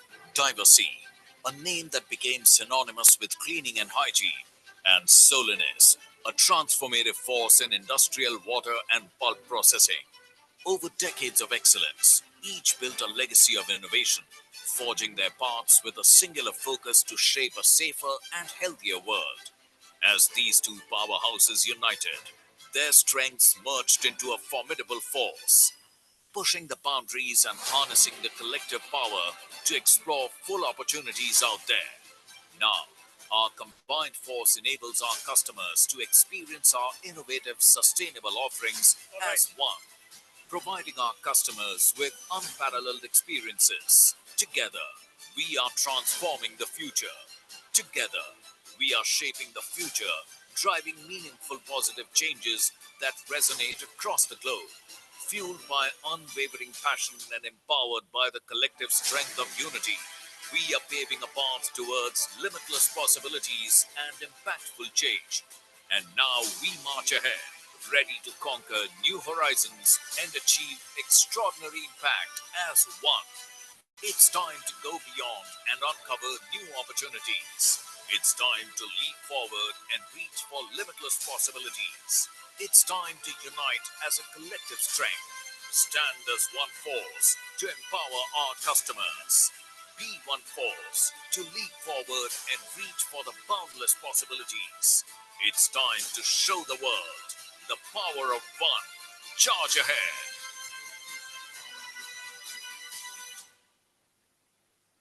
Wow, great. The power of one. Thank you so much. Moving on to our next agenda, which is the final third panel discussion, Elevate Experience. May we please welcome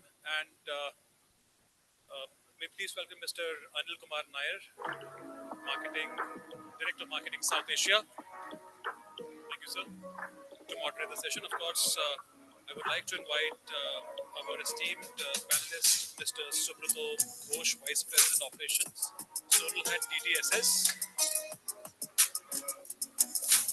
Mr. Venkatesh Sangam, Head Facilities, Infosys, Mr. Hara Prasad Bata, Executive President, Capstone Services, and Mr. Pavan Krishna, Head Property Management, Phoenix EFS Services. Please. Thank you so much, sir. Is my microphone working? As such, I have a bad throat. My goodness. See the impatient people standing in the rain. We won't stand in between. Please have your seats. Yeah. We won't stand in between you and the dinner cocktail. So we will try to make it as short and sweet as possible since we have a very small panel. But I must say, I have an interesting panel. I was going through the profile of the panel members. I have one of the largest IT companies representing here. I have one of the leading retail chain and service provider. I have two great representatives from two great service provider companies. A good, excellent mix of it. So we've been hearing for the last almost 2 hours, right? 2 hours plus about sustainability, profitability. Of course, without profit, nothing is sustainable. Business don't last, right? It's shine for a couple of days, then everyone go back. It doesn't make sense. So everything comes to that. So clubbing all those things together, we have taken this a small, but it's a very compact and powerful topic, elevating the experience. So I'll take 2 minutes, not more than that. Elevating the experience for whom? Is for the stakeholders. Who all are the stakeholders? First, I would say our customers, our employees, as well as our stakeholders who has put money in this business, right? The experience has to be excellent for everyone. Unless it is an elevated experience for the customer, they may not stay with us for a longer time. So that's priority. The business is there, we exist, as long as the customer stay with us. But the customer experience cannot be sustainable unless you have a highly experienced and delighted an employee. Ultimately, people deliver this. business, right? And last but not the least is the investor. Everything is going good, but though money is coming back to business, the investor will say, hey, good enough fun, fine, let's get into business. So it has to be a great experience for all of us. So one more thing, among the panel, we had a chat, but for the interest of the audience, get everyone on the same page. What we are trying to discuss about here is the enhanced experience through various elements, be it technology, be it innovation, and we heard a lot for the last 2 hours about the sustainability part of it. All these things, what it brings together is the performance in the respective area. All of us, diversity and all diversity's esteemed clients and end recipients of the benefits, all of the sitting there. The improvement in performance, improvement in productivity, and of course, profitability. Without profit, no business exists, right? So with that, I will start and I will try to make it as rapid as possible, right? Okay. But you are free to talk as much as you want to talk. So there's no restrictions on that. So my first question is to Pawan sitting at the other end. So you are, I know you belong to one of the leading retail malls, Phoenix Malls. Everyone knows about it, right? Thousands and thousands of people walking in every day, and it's no joke to maintain that kind of facilities and kind of thing. So what comes to your mind when we say elevating the experience, or you, in the sense your business, for be it for your employees, be it for your people, or be it for your investors, what comes to your mind? Uh, my name is Pavan. I'm working with Phoenix Property as a property manager. Uh, Phoenix is basically into malls. Phoenix is basically into commercials. And my background belongs to hotels. So I've been with hotel industry for almost 20 years. Then moved to facilities, currently working as a property manager. So I'll simply stick to the basics. Elevating the experiences seems to be a very big word. Elevating and experience are two different things. First and foremost is basically have a connect with your vendors or your customers or your clients.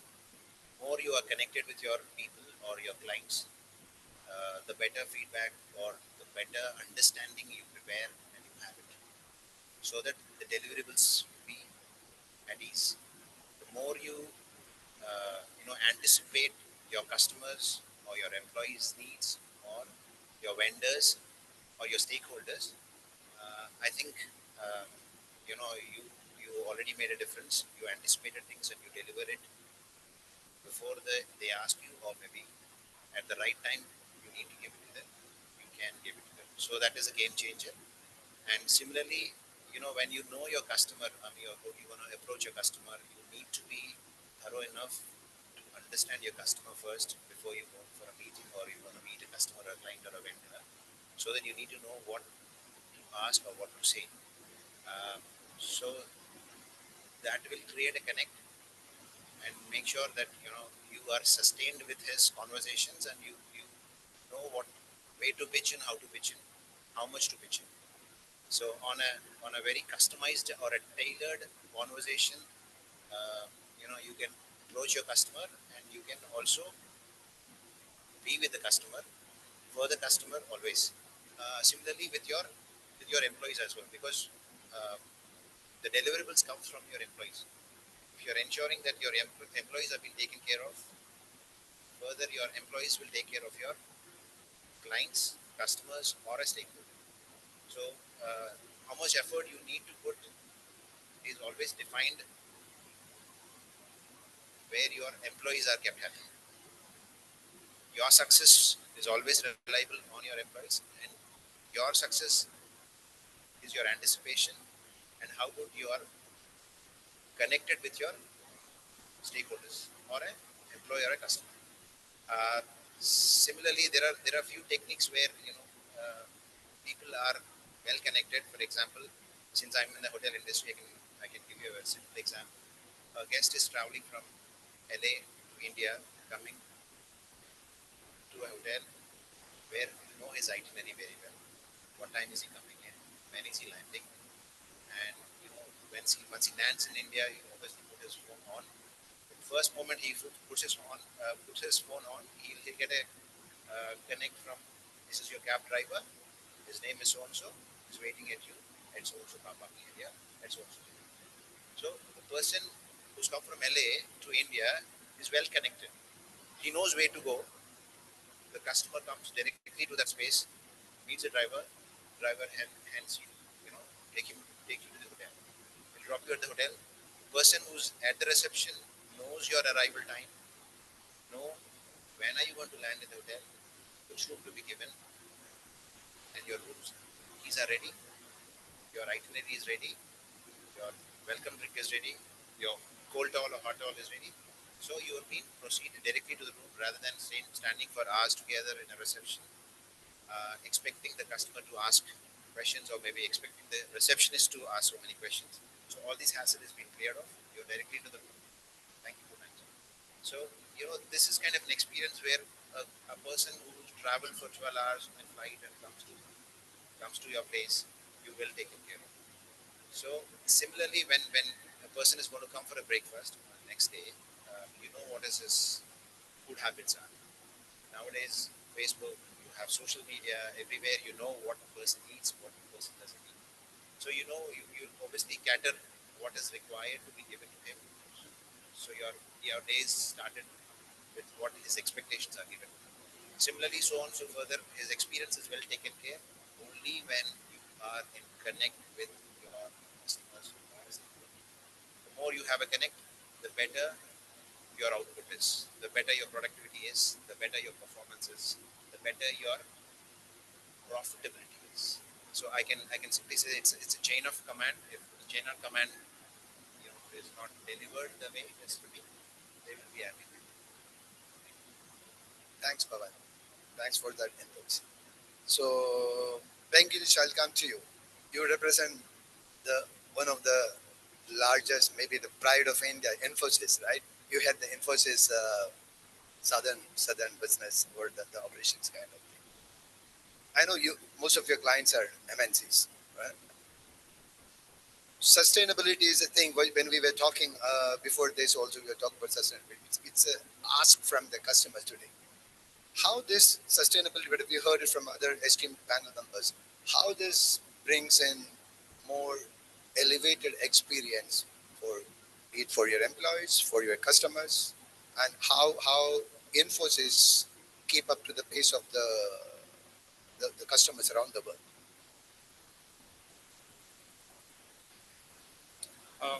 As an organization, Infosys takes immense pride in ensuring that it delivers in all aspects of sustainability, and we are much ahead of the sustainability targets what we were supposed to achieve in 2030. We've already achieved about 8 years earlier in terms of whatever targets were supposed to be achieved. Being carbon neutral, being sustainable in aspects of water management, power management. To answer your question, sustainability is not just tick in the box. It's about organizations demonstrating physically sustainability practices to be ahead of the curve. For an organization to be relevant today and in the future, there will be multiple sustainability questions that needs to be put into practice going forward. I'll keep it short because we have had more than enough discussion on that. The last point is that in terms of elevating the experience, sustainability is not about probably just elevating the experience of say a customer or your employees. It's about elevating the experience of the overall community at large to ensure that your community is is safe, is to ensure that your community is not harmed. Every organization must take steps in the right direction, that they do sustainable business practices. Thank you so much. Pleasure. So one more question. I mean, experience, elevating the experience is an emotion, right? Okay? It is not a clear, so well-defined metric kind of thing. So be it your customers, because I know for you to strike a contract, many mandatory sustainable practices is a must for you to strike a contract with a large MNC kind of international players kind of. So be it your employee or for a customer, one is the customer getting convinced that okay, you are practicing all those things, so they can have a better time. They have a equally elevated or high standard customer to as or associate to join hands with. Is there any mechanism you practice in your organization among your employees or a feedback mechanism from your customers with your that sustainability or sustainable practices, how their experience has changed or changing, be it downwards, of course should not be downwards or upwards. How do you monitor? You do have any mechanism to monitor that and do a necessary course correction if at all something goes wrong? Um, that's a very long answer to give, but I'll keep it short. Across the organizations, there are multiple sustainability initiatives that Infosys takes right from generating green power. We have our solar captive power plant within the campus itself in Hyderabad. Um, right from being a net zero water discharge organization, no water gets into the sewage systems. We treat our own water. Um, and be it waterless urinals, be it green stationery, be it green energy, and the list is long. And whenever we have customers coming in or potential customers walking into the campus, it's these practices that are demonstrated clearly. Okay, so we take the customers to our solar plant, or we do some of them if they are okay enough to walk into our sewage treatment plant to show the water sustainability practices. These are some of the practices that clearly demonstrate that as an organization we are pretty serious about the way we lead our sustainability practices across the organization. Thank you so much. So, Subrata, I'm coming to you next. Okay, TTSS is known for fast evolution, adapting the latest what is available in the market. Because I can proudly say this is one of the organization came forward almost more than a decade before when we spoke about smart cleaning kind of thing. So when everyone stayed away, saying that, oh, something is coming with a new word for selling something new, but I saw an organization came forward and grabbed it and made it a big success. So I know the nature of business and the thought process in TTS going for the what is the latest and best available. So how are you using it? I hear that a lot of technology and matrices and the digitalized system you use to measure your customers' satisfaction, customers' experience. Would you like to throw some light on this? Yeah, thank you. So thanks for giving this opportunity to discuss on a very important topic, elevating experiences. So definitely, what we do, all who are present in this particular inside this forum or in this event, we all do day in day out that only that where we contribute to elevate experience at different level, in different way. Same way, DTSS do their part.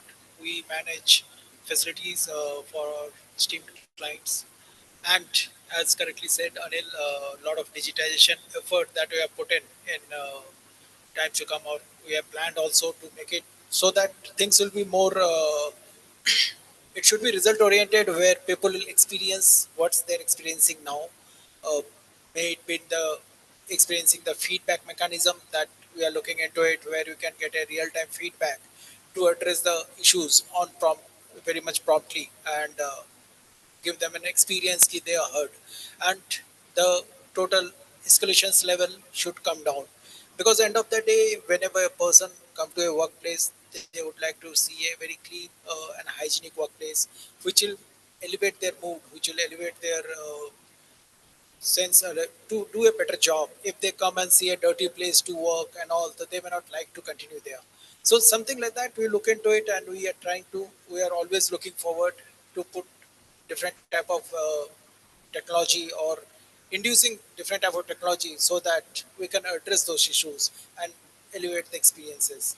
Digitization is something is now part and parcel of our life. We carry world in our hand. We say a mobile handset.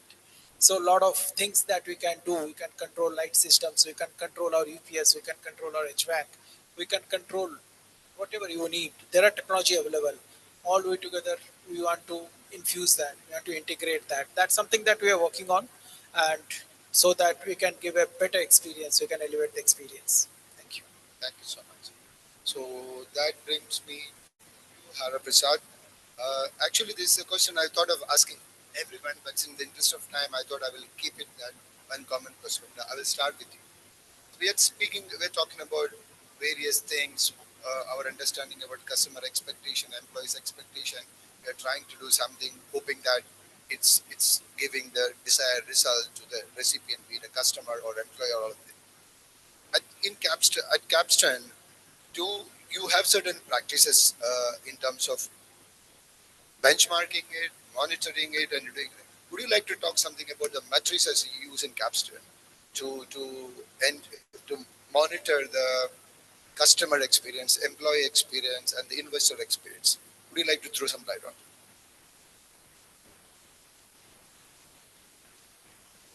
Hello. Yeah, thank you for the question. So, as you have briefed that there are three major stakeholders in business operation: employee, customer, and investor. So, investor looks at growth, profitability growth, kitna ayo, kitne gayo. So, employee, if we keep the financial angle separate, employee definitely look for a better workplace. And the career growth, learning opportunity for the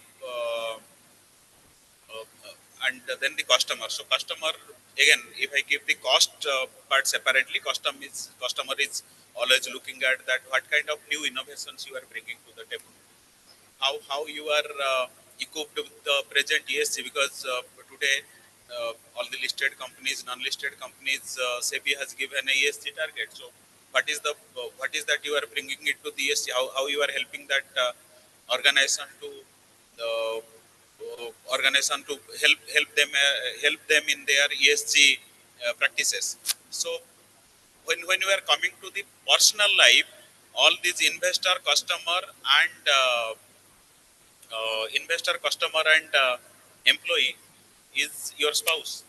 So you have to take care of that need. So that comes with how you are making the work-life balance, how you are doing the positive parenting and all. So as we are talking about benchmarking and the success thing, so as every organization is looking at growth, profitability growth, and sustainable growth. But for me, what is that new you are doing? What is the new experiment you are doing? So I'll not take the client name. I thought of taking the client name because he was there in the panel, but he's not there in the panel. I'll not take one of our clients' name. Today in Hyderabad, there is one site in Reza Mindspace we are running for one of our clients. It's called a completely pink site. All the employees from the customer side are the are combination of male and female. But if you look at the service provider side, we are one of the service provider. The entire support staff, be it housekeeping, be it technical, be it security, be it technical operation, all are from female. I'll request everyone that you should go and see that site. Even the male washrooms are cleaned by the female janitors. Okay, so that gives me more satisfaction that my 35% CAGR of last 5 years growth, this gives me the more satisfaction. Today, I am one of the proud employer who has created, I think 90% of this crowd must not be knowing that there are 100 plus visually impaired people working in Capstone. Wonderful. Correct? So 90% of the people will not be knowing for one of our client, they are Google's competitor who is creating this classes for the visually impaired people. They wanted that kind of ecosystem to be created.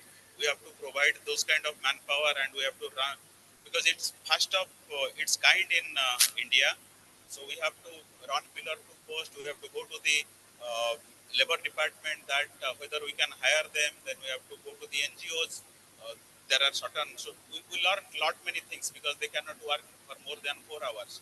There would be a supervisor for every five visually impaired people. So these two things, when I talk that the pink side and the deploying the visually impaired people, that gives me more satisfaction than my growth or my other things. Another things that uh, how many new jobs you are creating from and you are hiring from the B-tier, C-tier cities and villages. So those kind of things gives more satisfaction than giving promotion or increment to the people. So uh, we are a listed company. We are discussing about that ESOPs to be given. So I'm proud that my management has decided January you will see in the news there will be few drivers and our office boys will become crorepati after the ESOPs is being published. So that gives more satisfaction than the growth. Correct? So similarly, if we talk about about the organization, when we talk about the individuals, so apart from your promotion, growth, you should feel proud how many people you have mentored to be going to the next level. So that's the satisfaction, correct? And for the individual, like it happened with me, that I feel proud when I participate in marathon. I feel proud when I saw Subrata because we are friends since last 20-25 years. I saw him after 6-7 months. After 6-7 months, though, this WhatsApp connects all of us. He lost almost 20 kg. So that's give me positive feeling is Subrata is taking care of his health. Correct? So salary will come, go, positions will come and go, but these kind of things gives more satisfaction than that. Thank you, Hara Prasad. I mean, it's very heartening to hear industries taking extra and careful steps in supporting those differently able people, different and physically challenged or the visually challenged. That's a wonderful news to hear. So I will put a last question. I'm not targeting to any of you. I am leaving it to you. Having said all those things, all of you have made your views. How do you think the future trends and the opportunities which will shape this industry, making an effort to improve the experience of the people, improve the or elevate the experience of the people? What do you see as we move ahead? Is it going to be an ask, or it is good to have, or it is something without which he will not survive in the industry? So just to add that, I'll take just a few add a few sentences to that. Now, this is something the future trend is going to be AI that we all know. The artificial intelligence is slowly there everywhere. going into our came into our house, slowly going into our every part of our life, and that's the going to future trend, and that going to happen everywhere. You take a workplace experience. Now we are very much looking forward for that lot of AI involvement to collect lot of data. That data will help us to understand better. That data will help us to analyze where are the challenges will be and to address it. Same diversity also might be investing a lot on AI, a lot of on technology to understand what the customer requirements are. It's not diverse is not stopping themselves to a chemical to a equipment. Now they are looking to a solution. You like to provide a solution. Same way like what I'm looking at, the future trend is all about the AI that is going to happen. Wonderful. So, in short, we all are agreeing directly or indirectly to so many phrases and ideas what you're saying. If you have to stay in the business, and all the stakeholders, be it a customer, be it an employee, be it an investor, everybody's experience has to be continuously elevating, getting better and better. Whatever technology you bring in, whatever innovation you bring in, whatever creativity you try to add to this, unless is make the experience better day by day, it is going to be obsolete much faster than what we think about, right? Thank you so much. Thank you for your thoughts and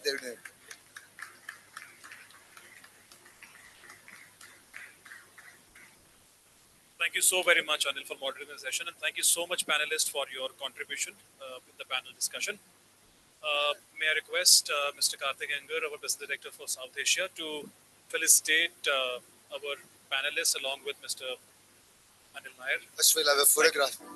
Thank you. May we have a round of applause again for their kind contribution, such a wonderful session.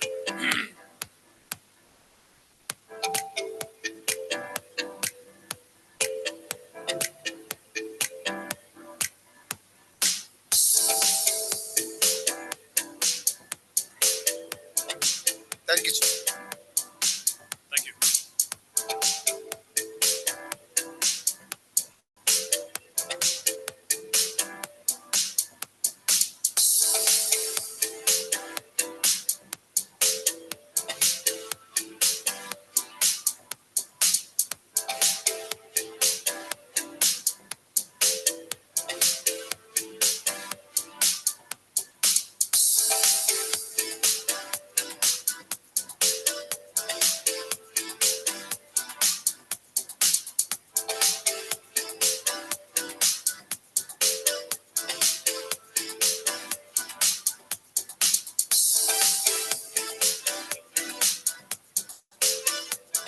Thank you so much, panelists. Thank you so much. A quick vote of thanks from Mr. Karthik Engar, and thank you so much for coming over. Thanks, Amarjeet. What a great evening. 9 years waiting. We couldn't have asked for a much better, enlightening experience. There is an order I need to follow. So first of all of you all who have taken this effort to be part of this event and join us, thank you very much.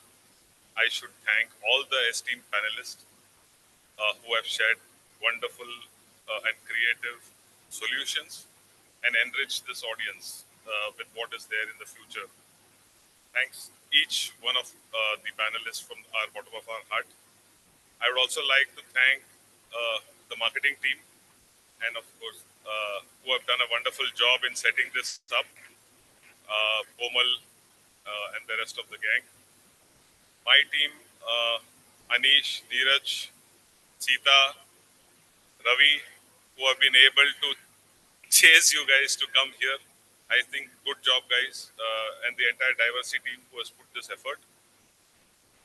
Carol for traveling so many kilometers and being part of this and moderating it for us. Bhunesh ji, as usual, thank you and making this evening a great one for diversity. I have not take too much time. The dinner is served and the bar will open as soon as I stop speaking. Thank you very much. Have a great day. Thank you.